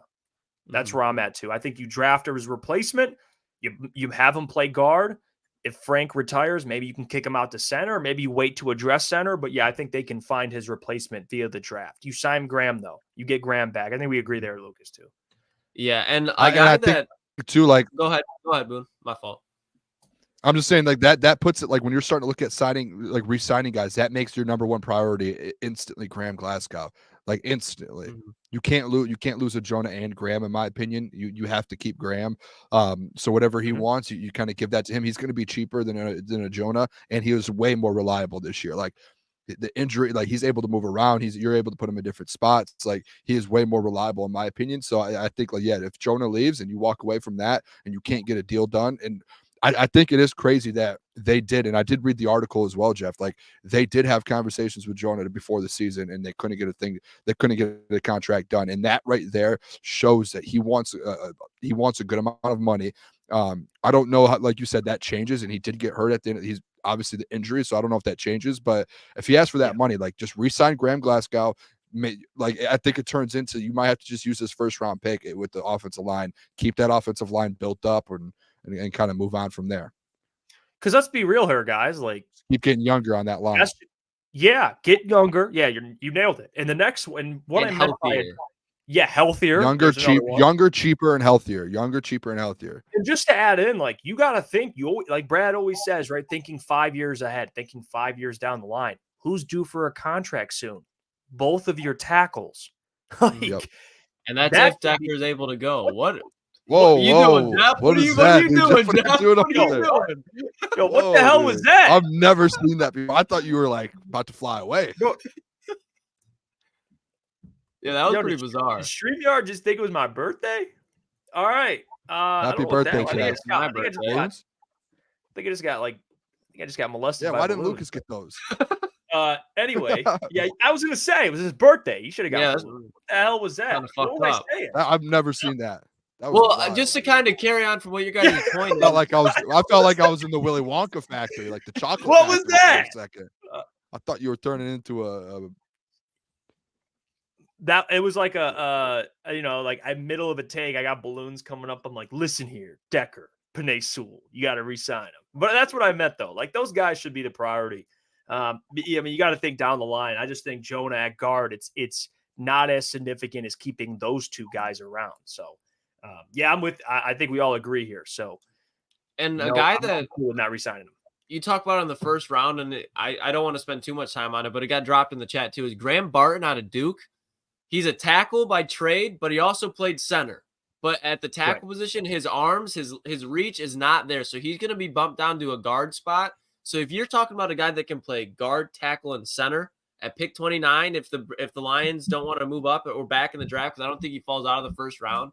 But that's going to be the guy that I'm really watching if they make the move off of Jonah Jackson, because Jackson Powers Johnson, I really do not see falling to the Lions. But Graham Barton is a guy that can play center, guard, tackle. You're worried about Taylor Decker leaving just because of age. I know he said he has a lot of football left, but there's a possibility with injuries and something he steps away from the game in 2 years. Obviously, with Jonah out, you can plug him in there. And if something happens to Frank and you get another guard, well, now he can play center. So Graham Barton, definitely a name to watch if Jonah Jackson leaves in the first round. Didn't Russ say he liked Graham a lot too? Yeah, Graham. Yeah, because he has really good tape against Clemson and Florida State. And you talk about the ACC; those are the powerhouses of the ACC defensively. Yeah, I'm all for Graham Barton. That's why I mentioned earlier. Like, I think offensive line, and we all agree here. We've talked about it. I think offensive line is more in play than people think. Like, especially tackle. Scott brought up 2 weeks. What was that? 2 weeks ago or a week ago? We have it on our YouTube channel. You can go watch it. And that is former Scott.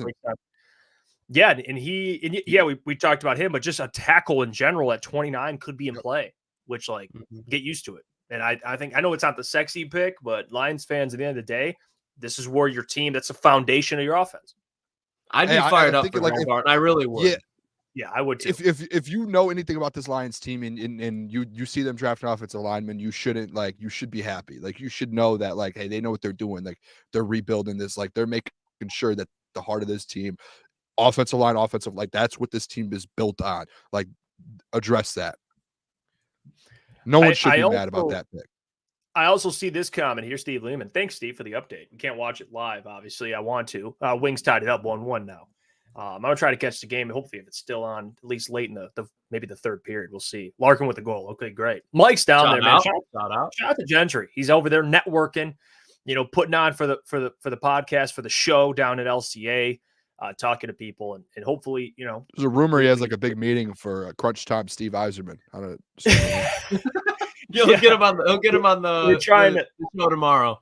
Yeah, we're break getting down the game. Stevie Y, ambassador of the podcast. So Steve Y for the trade deadline, man. Gentry has said a couple of times that like he's been down to the game, and he'll like after the game will kind of close down. He'll hop on the elevator, and there's been a couple of times where it's just like he's on the elevator with Steve Yzerman, and he's like, "What?" He's just like tweaking. I'm like, "Bro, if I was doing that with Brad Holmes, I'd be freaking out." I would say something too for sure. Oh, Booner would, yeah. Dude, I would. Anyone, dude. Brad Holmes. Hey, I'm Booner. Nice to meet you, man. Let me get your number. Let's link up, man. Network. I like the network. I love networking. Well, it was funny. Mike brought up one time that when he was at the game, he was above Steve, I think, or it was above him or something. He would look down and be like, "Oh, it's Steve," and you could see his phone. He'd be like, "I'm trying to see if he's cooking something up." Like, he like texts, sending a trade via email. Mike he's like Gentry. trying to trade on his phone. Mike Gentry reports like breaking news. Steve Yzerman makes trades. Yeah. Like he hasn't like even said taking like a selfie style video to like break the news with Stevie in the back. Yeah. Steve's like grabbing the phone. Mike's telling him to sit down. Sit down. Yeah, Mike is the man, dude. I love Mike. I also want to say real quick, security would be all over. Security wouldn't be on. Security would be like, "That's Booner, man. Like we're good." They wouldn't want to tackle Boone in the open. Yeah, Boone would. But I'm harmless too. Yeah, they would be like, "I'll let him through, man." I wouldn't want. Yeah, that security doesn't want that smoke. I want to say this quickly too. I addressed it at the beginning, man. Much love to D-Mac. Like what that man has done for us over at our former employer. Like he is one of the most down to earth, genuine, just lovable dudes. As intimidating as he looks, and everybody who's met D-Mac can attest to this. Yes, he is harmless. Unless you piss him off. Oh yeah, I was saying until. Yeah, unless you piss him off. But if you're good to a man, he'll treat anybody with respect. Dude, so and again, D-Mac's one of those guys in any situation. Like I've had hour-long conversations with him about things like going on to where it's like I don't know what to do. Like, and D-Mac will sit down like for an hour and you just talk with him and he'll like lock in on like, hey, this is like he is as genuine as it gets, man. As genuine as it gets. You know what time it is? It's 9:15, 9:18. Ball Nowhere Breakdown. It's a segment that we're going to do weekly here. The Ball Nowhere Breakdown. Yep. Get the tie on. This is obviously Crunch Time's home of the Ball Nowhere, Lukas Klotz, and he brings a prospect or two if we're lucky. Let's go, Lukas. What do we got today? We got one? Booner, what do we want to do here? Because I know you guys. You know what I want to do. Put those Booner notes to waste. I have notes already. Do we want to do the one that you want the notes on? Hold on. Please, man. You guys are like keyed in. What happened? Dude, we came in. Booner dropped earlier in the day. He was like, "Lukas, who are you breaking down?" And I dropped the name, and this is who we'll do because we already talked about it a little bit. I'll save the one for next week. What Lukas did real quick. Real quick, what Lukas did to me, he texted the name earlier today, and I like to be a little prepared, watch some film, like break down, look at stuff. We get in here 5 minutes before the show, and Lukas is like, "Yeah, I'm not doing them anymore." Check the text. Doing a different guy. Or I might do a safety. I said Xavier Legette, or I might do a safety. We'll save the safety for next week. Okay, boys. We could do both just tonight. Like Booner has his notes, I got the Lukas notes on the safety we're breaking down. Ball Nowhere Breakdown. Let him cook. When we talk about Xavier Legette, I don't even need the notes. This is a guy coming out of he's going to be a second-round pick. I don't know how he's not a first-round pick right now, but we're going to let that slide because hopefully he falls in the Detroit Lions because that's who I want Brad taking the second round. I know he's a wide receiver, but this guy is an animal. If you look at him run, you'll be like, oh, looks like Deebo Samuel. But then when you watch him take off, he turns into a DK Metcalf, a Jamar Chase. This man can take a touchdown from a slant route to a crosser route to a fade. He does it all. Breaking tackles, he is elite at. I don't see a way that he is not a day one NFL starter. And Booner, you talk about needing a wide receiver 3 and why you don't want to do a veteran. This man right here is exactly why I'd be like, oh, Josh Reynolds, no, you take Xavier Legette in the second round. Not only do you get another guy to fill in that place with Josh Reynolds, but you get a guy who, in my opinion, is better. And it might be day one. He might not have the consistency and the connection between Jared Goff, but you bring Xavier Legette to the Detroit Lions offense with J-Mo, because he possesses that A.J. Brown type of the slant, break a tackle, and now it's a house goal. I think you think about all the physical wide receivers around the NFL, the true X's, he can do that thing. Xavier Legette is going to be a problem in the NFL. He's going to run a 4.4. He's going to test very well at the combine. I would honestly be surprised if he's not taken in the first round just because the player he is. But we have seen multiple times all-pro wide receivers slip into the second round. And if that happens, it'll be another situation with Xavier Legette. This guy is a stud. Wow. The ball knower breakdown. Xavier Legette, who we heard a little bit about, and you already knew of him. That was a question we got via our mailbag. Lucas, how does, and you talked a little bit about just the player is, but what kind of impact do you think, or how can the Lions really utilize this man? How do you think, especially with Ben Johnson? If you look at how Ben Johnson likes to get the wide receivers used in motion, Xavier Legette is a wide receiver. If you put him in motion to get his route created and he's already at top speed and he's on a safety, good luck. Good luck, because he's more athletic than your safety and he's bigger than your cornerback, and he can outrun both of them. If you put him in he's going to be a good blocker too, because you just look at his frame. That's a guy that you're like, oh, that guy could be an X wide receiver. So Booner, and I'm not calling you out for this. I'm saying this is why I was kind of on that stand. He's a guy that you could put in that DJ Chark at the X spot and throw a fade to him 30-yard down the sideline. Or you can run on a slant route inside the red zone, and he's able to drag a man into the red zone or into the end zone and just get that first down, get that touchdown. He's a guy that can simply extend the chains. And with Josh Reynolds leaving, look at the beginning of the start of the season. Josh Reynolds either caught a touchdown or a first down for like his first 20 catches. That's vital to this offense because Amon-Ra, great wide receiver, but he doesn't have that much yards per catch. Jamison Williams, you'd love to see him get involved more, but we, as Lions fans, have to accept that we don't know if Jamison Williams is going to turn out to that number 12 overall pick. You have Sam Laporta, but he helps out a guy like Xavier Legette because in the middle and the dirty work, which one are you going to worry about? There's a multi-problem issue that defense will have to face, and he just creates problems. Yeah, I just, and again, for Xavier Legette, South Carolina, linked up with Spencer Rattler. I'm glad you brought that up. Because if you go back and you look up Spencer Rattler highlights, 90% of them are throws to Xavier Legette. Yeah, they just did. So I'm gonna be And can you guys hear me too? Because on my end, it just you're good, Boone. You're good. It hasn't been bad quality yet.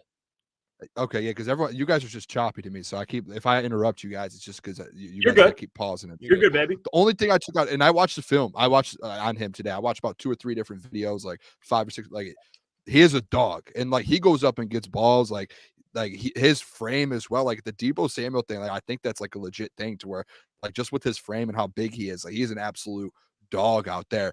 The only thing that I had questions on, Lucas, and I'm just going to bring this up just as like we're breaking guys down like, hey, is this an issue? Is his best games this year were versus a 2-10 Vandy, Jacksonville State, Mississippi State, and Furman. So like, I don't know, is that like an issue? Because he like looking at the seasons before, he didn't do much until this year, and then his biggest games were versus like the worst teams. So like every time, like he did play UNC and he had a good game versus UNC, which that defense you could say but like versus the best probably defense they played all year in Missouri, he had 1 catch and 20 yards. And I guess you would have to like go back and actually watch like the full games of those to see like, hey, what happened there? Was it on him? What was it? What are your thoughts? Like, is that an issue or? Because I did watch this film, like the highlights and everything is great. It's just more so like, hey, what he did on the back end on these games, that bigger games, didn't put as much production up. It wasn't as good. Like, where's that issue?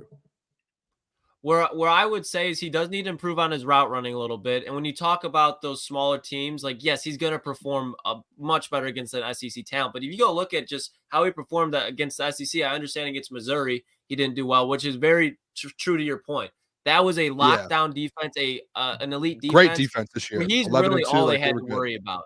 There was games there. If you're a defensive coordinator and you're playing South Carolina, you're worried about stopping Xavier Legette, especially with how they get him used in motion. Now, I think to your point, that adding Spencer Rattler, that did help him because before I can't remember who the quarterback name was. I'm not even going to try to remember it. Yeah, he didn't do anything until this year.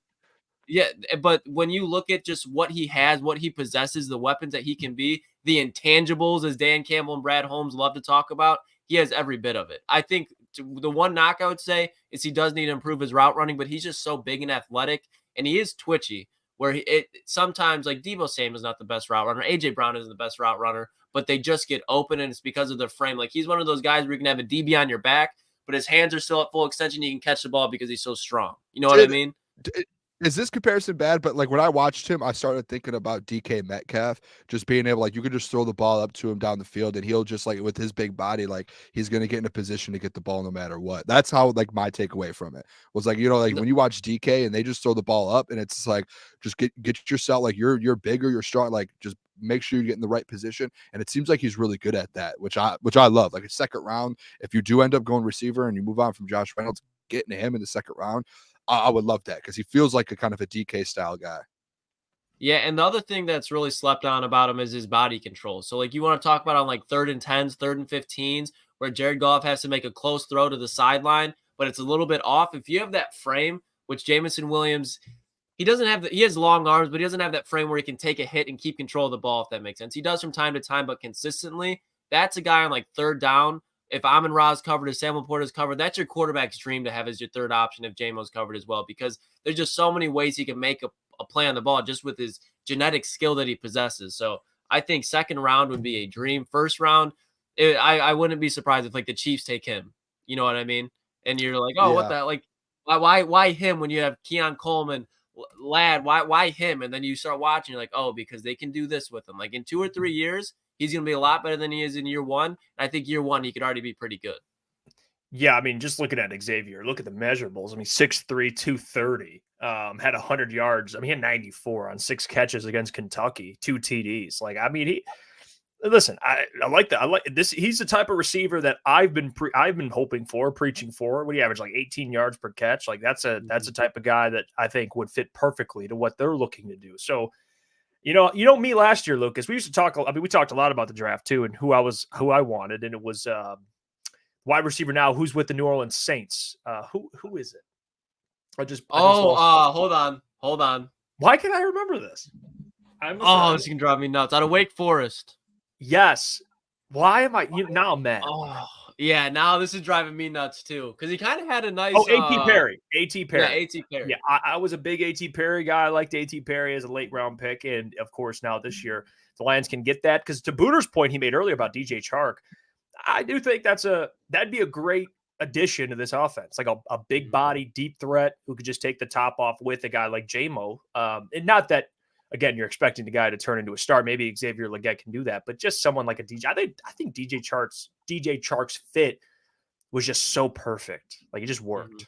And I think the Lions missed a guy. And I feel like on the offense, it's like obviously the offensive line is something you need to address, but like if you had to pick something outside of that, like obviously you have the running backs, you have weapons, you have tight ends, quarterback, like you have everything. Right. It's hey, where can you improve on? Because that's how Brad's going to look at this offseason. I think he will make moves to improve still, and I think it comes down to a receiver like that to be able to find someone who was like DJ Chark. Because like as much as people, and I said it earlier in the show, like if people want to go at Jared Goff, maybe can't throw the deep ball. Like he did do it with DJ Chark, and that was like a big time threat at points that season 2 years ago, and that was something this year you just didn't have. Like there was Jamo here and there, but you just didn't have a guy you could just like take a shot down. Like on a 3rd and 2, like a couple times you saw them do that with DJ Chark. Like instead of just running it, like, hey, take a quick shot, take advantage, and you get a big play out of it. Like I like this guy, Xavier Legette. Is that how you pronounce it? Like Legette? Yeah.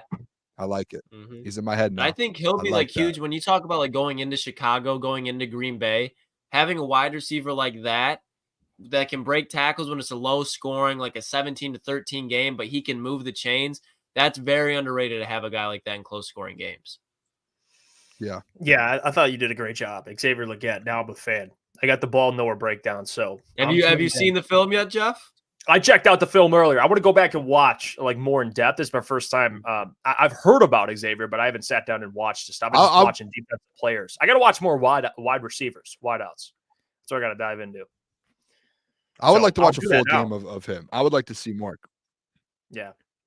Yeah, me too. I know 2 guys that we see a lot of, and I saw this posted. I think it was PFF that posted it. And the question was, I'm going to ask you guys, you see the graphic. You're like, Jeff, what's this graphic about? Like, what are we doing here? Right? Like, what is this? PFF posted it and said, pick one from each row to build your trenches around. So top row, defensive ends, bottom row, offensive tackles. So, who are you taking? I just want to say, One from the top to build your defensive line around, and then one from the bottom to build your offensive line around. It's easy for me. I'm not going to go first. Lucas, I'll let you go. I just want to say one thing. The fact that Aiden Hutchinson is on this list with Michael Parsons, Nick Bosa, and Max Crosby, I love to see that. That's like a testament of what a little he's extreme. Like. Yeah, I'm just saying it might be a little extreme, but the fact that they were like, someone there was like, hey, let's do Micah, let's do Michael, let's do Nick, let's do Max. Let's throw Aiden in there. Like that, like maybe we have something, fellas. We have something. When I first saw this graphic, we got him. The first time I saw this graphic, I thought, where's Myles Garrett? Where's TJ Watt? And then I looked at the bottom and I said, where's Trent Williams? And I think they were it was random kind of. Young. I think trying to like TJ younger Watt. Guys. Oh, man. Yeah. So that made sense. But initially I'm like, wait, where's Myles Garrett? But I get what they're doing. But yeah, well, I'll go. Before anyone goes, I want to write mine down just so I don't want to go off your guys's. I'm going to write it down. Okay. And the Booner knows. This one's easy for me, boys. This is not even thinking. I think twice. It's super Max easy. Crosby and Penei Sewell. It's Max Crosby and Penei Sewell. Max Crosby has been a one-man wrecking crew like I have not seen in a long time. He doesn't even have secondary help, and yet he is making plays. He's making a difference every game. The definition of consistency. He has the highest motor in the NFL, and you can say the same thing motor-wise about Penei Sewell, and he, in my opinion, is the best tackle offensive lineman period in the NFL. So I don't need to spend much more time on this. Max Crosby and Penei Sewell, it's easy. Yeah, Lucas, those are mine. You just you nailed it for me. I mean, Max Crosby, I don't think there's I don't know how you maybe you can make an argument for like another guy, but I think you lose that. But what about you, Boone? I don't even want to speak for you. What about you? Where are you at? Oh my God! Max Crosby, Max Crosby. Well, I'm glad we made that easy then. Why did I think Boone was going to go Aiden Hutchinson? I don't. Max Crosby guy too. Like, I mean, if TJ Watt was on there, I would have gone TJ Watt. But I'm a Max Crosby dude. I bet on him like I think I bet on him like week 2 or 3 to win Defensive Player of the Year. Like I put a bet on early on him, and he started going off, and that bet looked really good. So.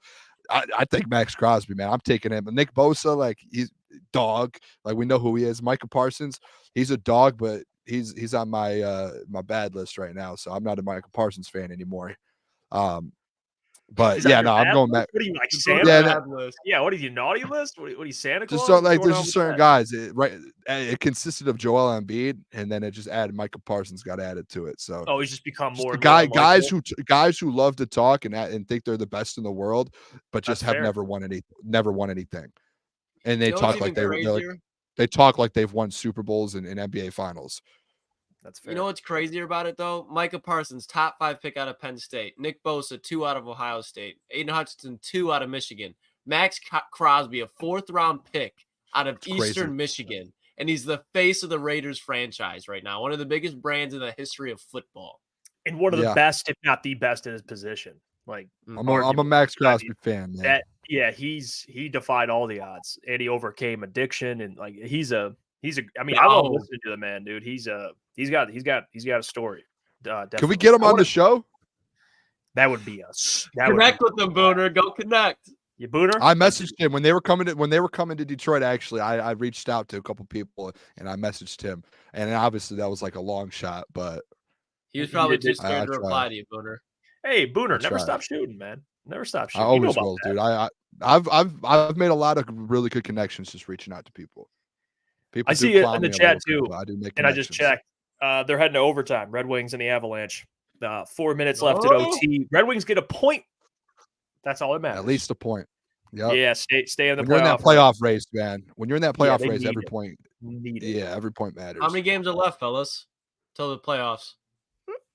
Sorry. I can check I just yawned. Well, they're 29-20-6 right now. So what is that? 49, 55. They've got about 20, 30 games, roughly close to 30. And they're looking pretty good. Yeah, they're in the playoff picture. They're in the last wild card spot. I think at this point, I'd have to double check, but last time I checked, they were a couple points ahead. We checked here on the pod a couple days ago. So Red Wings making the playoffs. Shout out the Wings. Hey, Pistons are coming. They're on. Not as long as Tom Ford and Weaver in office. They're on their way, but fellas, they're nowhere, Jeff. They're nowhere to be found. They're off the radar. The Tigers are about to win a division. Yeah. The Pistons are going to be sitting at the 15th seed in the Eastern Conference for the next 3 seasons, most likely. Hey, the first show. What's up, Boone? Oh, no, sorry. I thought you were going to read the comment. No, you're good. Go. I'll read it after. The very first show I did on Woodward Nights, we did a segment that was bring one bold prediction for Detroit sports this year. And the one bold prediction I brought was 3 out of the 4 teams will make the playoffs this year. And obviously the Pistons out of it, but all I need left is the Wings to finish it off, and I need the Tigers to go out there and win a division and make a wild card. Like that's all I need. Like I'm right there. I've already got 1 out of the 3. I just need 2 more. Almost the second one. I like that take. It's a good take. Thank you. We gotta go to Tigers game too soon, boys, because I've only been to like 3 or 4 of those. Oh, yeah, I would like to do a video. I would like to do a video. I did the video a couple of years ago and I never released it because I failed it. But the 999 challenge, I know Spencer's talked about it. And I think Spencer could dominate it, but I think it's kind of funny the fact that I did it and the challenge beat me. I think it'd be funny to do like a video series for Tigers games this year of me just trying to beat that challenge. I may never do it, but like it's a thrill. Maybe I will do it. Who knows? I couldn't do that with 9 beers. I could do it like 9 shots or something, but no way 9 beers. You have to do the beers. You got to do the beers. It's just too much. It's just too I couldn't do it. That's the tough part of it. It's like it fills you up, man. The beers fill you up. I just put a poll in the chat. Could Booner do the 999 challenge? Like I want the. I've already feel I'm 0-1 so far. Like it got me, and I think to be honest, is that your match, Booner? It might be, and I talked to D-Mac about it. This was something I talked to D-Mac off air about a couple months ago about the 999 challenge. I was like, I told him, I was like, dude, I already tried it once, D-Mac. Like, I don't know if I could do it again. Like, it was tough. And he was like, it might end up turned into a series to where it's like you just keep losing it, and like people might want to. Eventually, I'll beat it, but like. It's like D-Mac. Like D-Mac with his career in the red, like early on in the days when they were winning cups. Before that, they had to overcome, right? They lose, they bounce back. Like Boone, you got this. Like, hey, you got this. Might take a couple tries. The boys are there with you. We'll motivate you. We got you. Maybe that's the opening day. Over that finish line, the 999 challenge. Yeah, you got the. I'll be like Goggins in your ear. Yeah. There's no way you're. That's what I need. Who's gonna get me the boats? What? Oh, Wings what got win. me? Kane. Patrick Kane. OT winner. Patrick Kane. How fitting. Huge. I mean, how fitting. The 35-year-old. He's got like 25 points in 26 games, like something like that. 2 points. That's 2 points right there. Yep. Oh yeah. I want to double check. He's got Patrick Kane has been. He's been. I think he has he's averaging like a point a game. Almost. Yeah, that's what he's been given. That's what he's been given them this year. I think he has 23 points in 24 games, about to be 24 and 25. I think. I have to double check. I don't know if he had an assist, but regardless, that's 2 points. 2 points for the Detroit Red Wings. Let's go, man! Make the playoffs. Let's go to a playoff game at LCA to make it happen. Mike Gentry will be there. Of course, he should be there. That man will have a good time over there. On D-Mac, on D-Mac's night too. Like, come on. Best way. Couldn't write a better poll. I put the poll up. Could Booner do the 999 challenge at Comerica Park? We got 16 votes. So 35% say yes. It just jumped down to 31. 67% say no. It's because I already lost one. Why would now it's 33-67 in favor of hell no. Why would people vote if I've already lost it, you know? Because they got to believe in you. Yeah, Boner, you bounce back. You don't just take one L and just say, you know what, I can't do it. What got me was the hot dogs. Like the beer, like you could chug them and you can get through them. See, I could eat 9 hot dogs, no problem. And the issue is as well. Yeah, no, the 9 hot dog. I promise you, Lucas, when you have 9 beers, the 9 hot dogs is tough. Because there's bread, like you're already the beer, like the hops or whatever it's called, like that's in your stomach. The beer.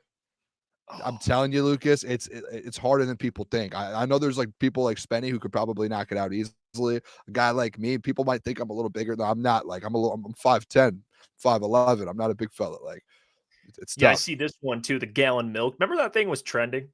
1 gallon of milk. They were drinking the gallon of milk. You just like automatically throw up. Yeah, that's the dumbest thing. Like, there's some dumb challenges. 999 though is stuck around, and the 999 one too. Do the Joey Chestnut and dip it. There's now a pitch clock. Disgusting to watch. Fellas, there's a pitch clock at baseball games now, so the games are long. Yeah. Yep. Last year when I did it, I think I literally went to the quickest Tigers game of the season, and it was just like, I can't do this. Hey, I love it.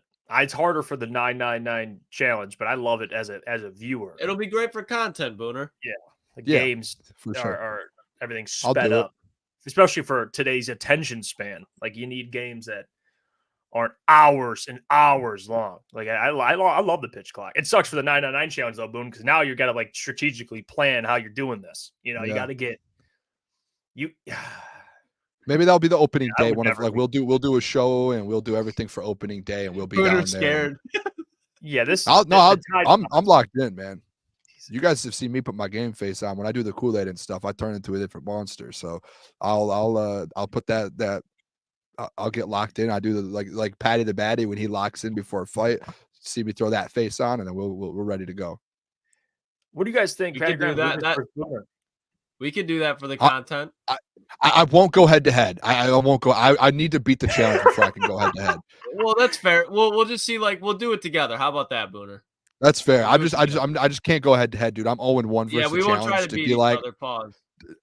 I haven't beat the challenge yet, and to just be like, no, I'll beat you in the challenge. Like, I have to beat the challenge first. All right. We'll just be supportive. We got about 18 minutes. This is an infinity stone that I need to get. We got about 18 minutes left in the show here, so drop your questions. Anything, thoughts regarding anything Lions, anything Red Wings, anything, God forbid, Pistons, anything related Tigers. We'll answer them. There are even questions about dumb challenges like that. The 999 challenge. I mean, what a stupid challenge. ETN, start us off. What's the best sporting event you've ever attended? Ooh. Trying to think. You know what's crazy? Only reason why I'll say the best sporting event, best, that's a tough one because like it depends what your favorite sport is. What do you enjoy? Like if I went to a UFC fight, I think that'd be the best sporting event, but I've never been. I think the most interesting one was Supercross. I went to Supercross with my brother. I've done that before. That was a lot of fun. Dirt bikes? Yeah, that was fun. Okay, yeah, that'd be hype, yeah. I mean, I think it was in I don't know where in Florida. My brother lives in Florida. He took me and my dad to the game, Pops, and we went over there and watched Supercross. And it's like two Italians. My dad, we don't even. I mean, we're there like, what is this? You know, it's like a whole new demographic. Everyone's like into it. It was cool. I had a lot of fun, man. Supercross was a lot of fun. What about you guys? My favorite, Jeff, and you'll be jealous of this. My brother, he used to work in downtown Cleveland for Quicken Loans, and he got courtside seats. And I'm sitting right behind the basket, and LeBron and Steve Nash are playing. It was the cool Steve Nash. I caught Steve Nash's headband when he threw it out. I lost it like 2 days later, but that was crazy. Marcin Gortat went crazy for no reason. Went crazy. Gortat, I forgot about Gortat. Gortat was a dog. That's when I found out who Marcin Gortat was. A Washington legend. Hey, Washington legend. What about you, Boone? That's a good one, by the way. I got a LeBron one. I think I have two. I'm gonna go 1A, 1B, because one of them's a loss. But I went to Michigan State game. I've never been to one before, and I went with one of my friends from Australia. We bought tickets and went, and it was the monsoon game. I don't know if you guys remember that. It was Michigan lost at the monsoon game, and I was in the student section. I was still in college in the student section. Obviously, I went to Saginaw, so like going to the Michigan student section at the Michigan State game with the monsoon just in the crowd, just like it was still absolutely packed there because it's the rivalry game. And I know they lost, but it was just like it was so fun. Yeah, and then the other one, they won that game, right? State won, yeah. But like just the whole game in general, like the atmosphere, like I've never been a part of that. That was awesome. And then also I saw Kobe Bryant play at the Palace, one of his last games ever at the Palace.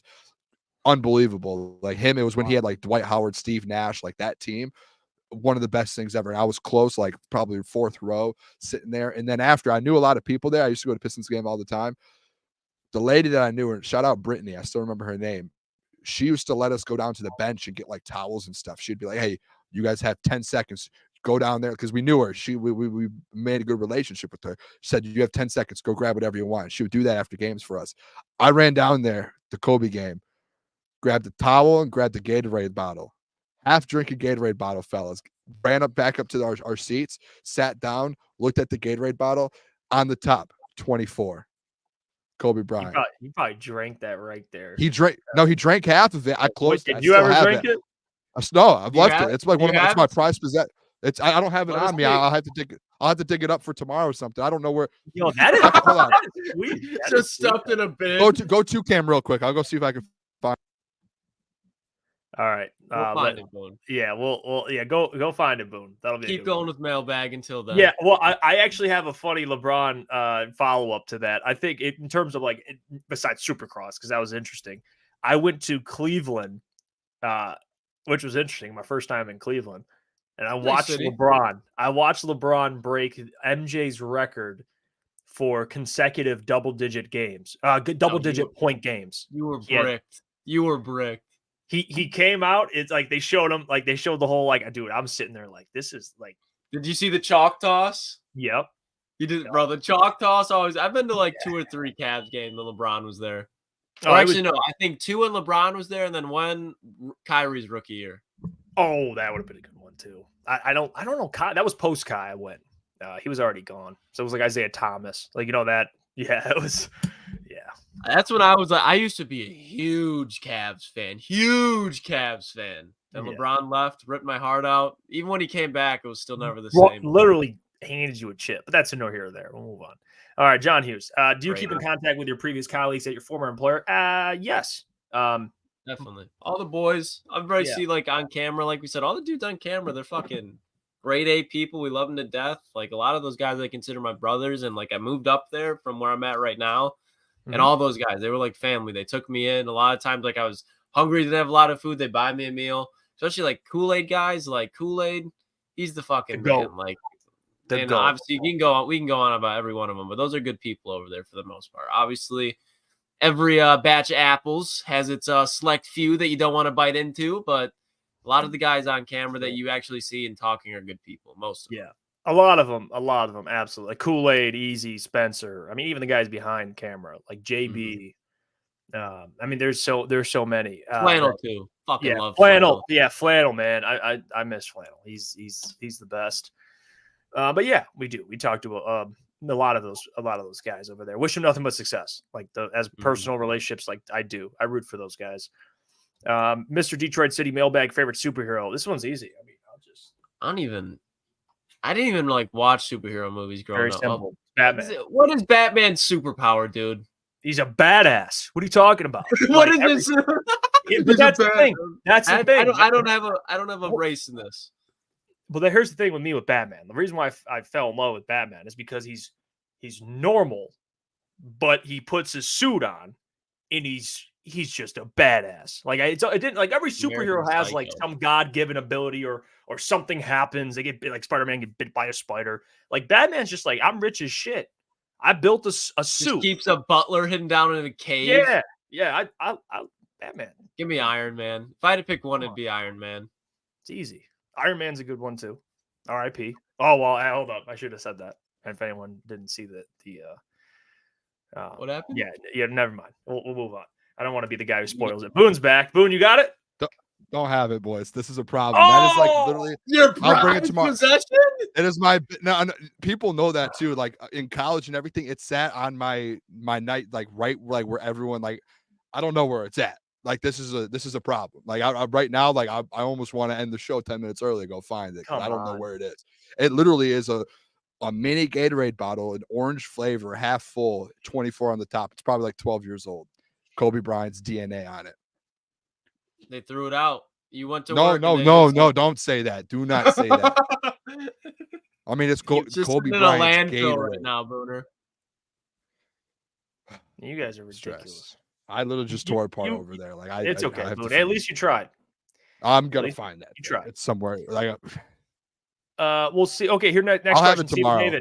Steve and David, Mailbag. Who was your second teams during the dark days? Mine was the Bucks. Trying to think. It would be honest, I didn't really have one. I didn't have like second teams. I had favorite players in which I rooted for. Does that make sense? I loved the Saints growing up. I loved Reggie Bush. Reggie Bush was one of the guys who made me fall in love with football. Then I loved Drew Brees, and I really liked Jimmy Graham. I loved the Saints growing up. I was a Tom Brady guy, but like that was just Michigan, Tom Brady. Trying to think, I like the Chargers a lot too. You know what's crazy? I just remembered, which is kind of ironic. I actually didn't really think of this until now. So this might I don't know how this is gonna go. But when I was a kid, when the Packers played the Steelers. Oh my God! Hold on. The Lions weren't good. So hold on. That was my introduction to football. That was how Amon Ross and Brown always asks on his podcast, what's the first Super Bowl you ever watched? That was it for me. That was my first Super Bowl. And I picked the Packers. This is what's wrong with you. This makes a lot of sense now. Can I remove him? I have my finger on the. I think we should at least put him in. No, because I hate the Packers. See, Booner, this is what we need. Okay. He's about to explain why the Green Bay Packers are a team that he should like. No, I hate the Packers. But there was one point when I was a kid, my first game, I'm like, Packers. And then I got older and I'm like, wait, FTP, man. F the Packers. I'm being real. You can't say that anymore. That was my don't tough, do that. That's tough. That would be like me just coming out and be like, I really wanted Jay Cutler and the Bears to win the Super Bowl. Like, what? No. Jay Cutler is one of my least favorite players. You got it. Listen, this is before Lions weren't even a thought. My family didn't even pay attention to Lions. So it was my first introduction to football. I'm like, I'll pick the Packers. It took me you probably were cheering when Matt Flynn threw 7 touchdowns against the Lions. That was way after I realized okay. That was one of the most painful games I've ever watched as a Lions fan. Matt Flynn just going in there. They got a bag from Seattle following that game. That made me hate them even more. At that point, I'm like, what did I do? Shout out Matt Flynn, man. He got paid because of that. Diggity dog, the Red Wings making Randy. I don't know what that means, Diggity dog. But hey, thank you for the $5. We appreciate you. You are the man for that. Who's the bigger fraud, ETN, Jeff or Dak? After these, almost Jeff over Dak. I don't know, boys. That's tough. Jeff beats him because of the Dak spring break videos. If you ever seen those, Jeff? Wait, Dak went down. I don't know what the situation was, but Dak got the shit beat out of him, and it was all on camera. And I know that if there was videos of you, I would have seen that. So I'm gonna let you get the slide on this. It's still Dak. I didn't even. By the way, he got jumped in Panama City. Bad. In Panama City. I think I heard about that, but I him and a couple of Texas A&M players. Yeah, that was when he was in. Yeah. Okay. Or Mississippi State, by the way, too, I did just think of this because he was in Panama City when he got destroyed. I was going through my phone today, found some files and videos of the Lil Jon situation that I was in, of me side of the stage, straight shot 5 feet away from Lil Jon, and Lil Jon just with the champagne. I was like, I got the video, boys. Let's go. He's got proof. Dude, I didn't. Now I want to see this Dak video. Now, you know what? I'm checking this out. That won't be copyrighted. You can play that. Yeah, I don't. For the people who haven't seen it, it's kind of Dak tries getting up and he has no clue where he's at. But yeah, I think he was just running his mouth or something like that. Yeah, hey, you gotta watch. I can't find the exact video I'm looking, but yeah, I'll check it out because it's not on YouTube for obvious reasons, probably because he was getting his ass. Probably on Twitter. Look up Dak parking lot. Well, I don't want to get flagged. We already went through that road, so I'll check it out. Man, Dak getting his ass beat. Wow. No. Okay, but Big Play Jay asks, Mailbag, we saw this on Twitter. Which Piston would you sign long term, Cade, Ivey, Thompson, or Duren? The easiest decision to me to sign long term would be Duren. Because I would easily sign him because I think everyone else has questions. Cade, yeah. I think the only question he has would be availability, but he's been as long as he's healthy, there's no question I'm re-signing Cade. That's not what I'm trying to do. It's just based off availability. Ivey's shown a lot of promise. I think you'd be comfortable giving him an extension. But Thompson, also the shot, like there's still more. Again, these guys are young, so I think there's more before I'm comfortable giving them a max contract. But if I had to say right now who I'd sign, it'd be Jalen Duren, because like I know what I'm getting. He's gonna play his ass off.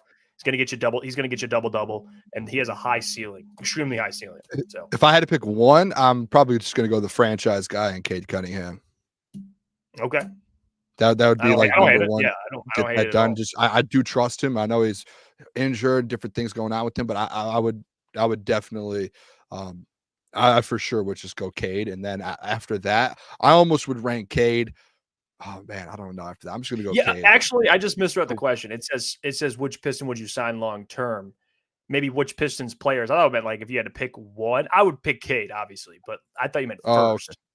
I'll do Cade during Ivy Thompson. Well, I would wait on Ivy and Thompson just so you get more. I almost would put Duren last because I feel like it's easier to find a big that can do it during. Yeah, but he's so young already too. Like, yeah, and you look at what they are with him out of the lineup. Keep these four guys and roll with them. He was dribbling the ball up the other night. Yeah, he was taking the ball off the court the other night. I just say just keep those four guys, build around those four guys. Everyone else is free to go. Yeah, that's fair. That's fair. All right, we'll get to the next question here. Let's see. Mailbag, that guy up north, pick 3 of the Pistons. Oh, okay. It was kind of a similar question. Yeah. All right. Well, yeah, we kind of answered that one. Mr. Detroit City, Mailbag, after win the Super Bowl this year and someone offers Glenn and Johnson head coaching jobs, you think MCDC will bring in Rex to run the defense? Yes, please. Didn't Mike pitch this one? Yeah, Gentry won, and I'm all for it because Rex's son is on the Lions staff. His son is on the staff. That's why he's a big Lion, and he loves the Lions, man. And if he's listening to Dallas, I think he would definitely listen to Detroit for sure. Yeah, I don't hate it. I don't hate it. As a head coach, I think past the years, but as a defensive coordinator, I think Rex Ryan could handle that for sure. I absolutely do. Whenever he was a head coach, his defenses were solid. They were always elite, top 5 in the NFL, especially when he's in New York. Yeah, I wouldn't hate it. I mean, I would hate it. I like Rex. He's pro Lions, shows them love. He's a hell of a defensive coordinator. He's really good at his job too. Like I know a lot of he's really good at his job. Mm-hmm. Yeah, we agree there.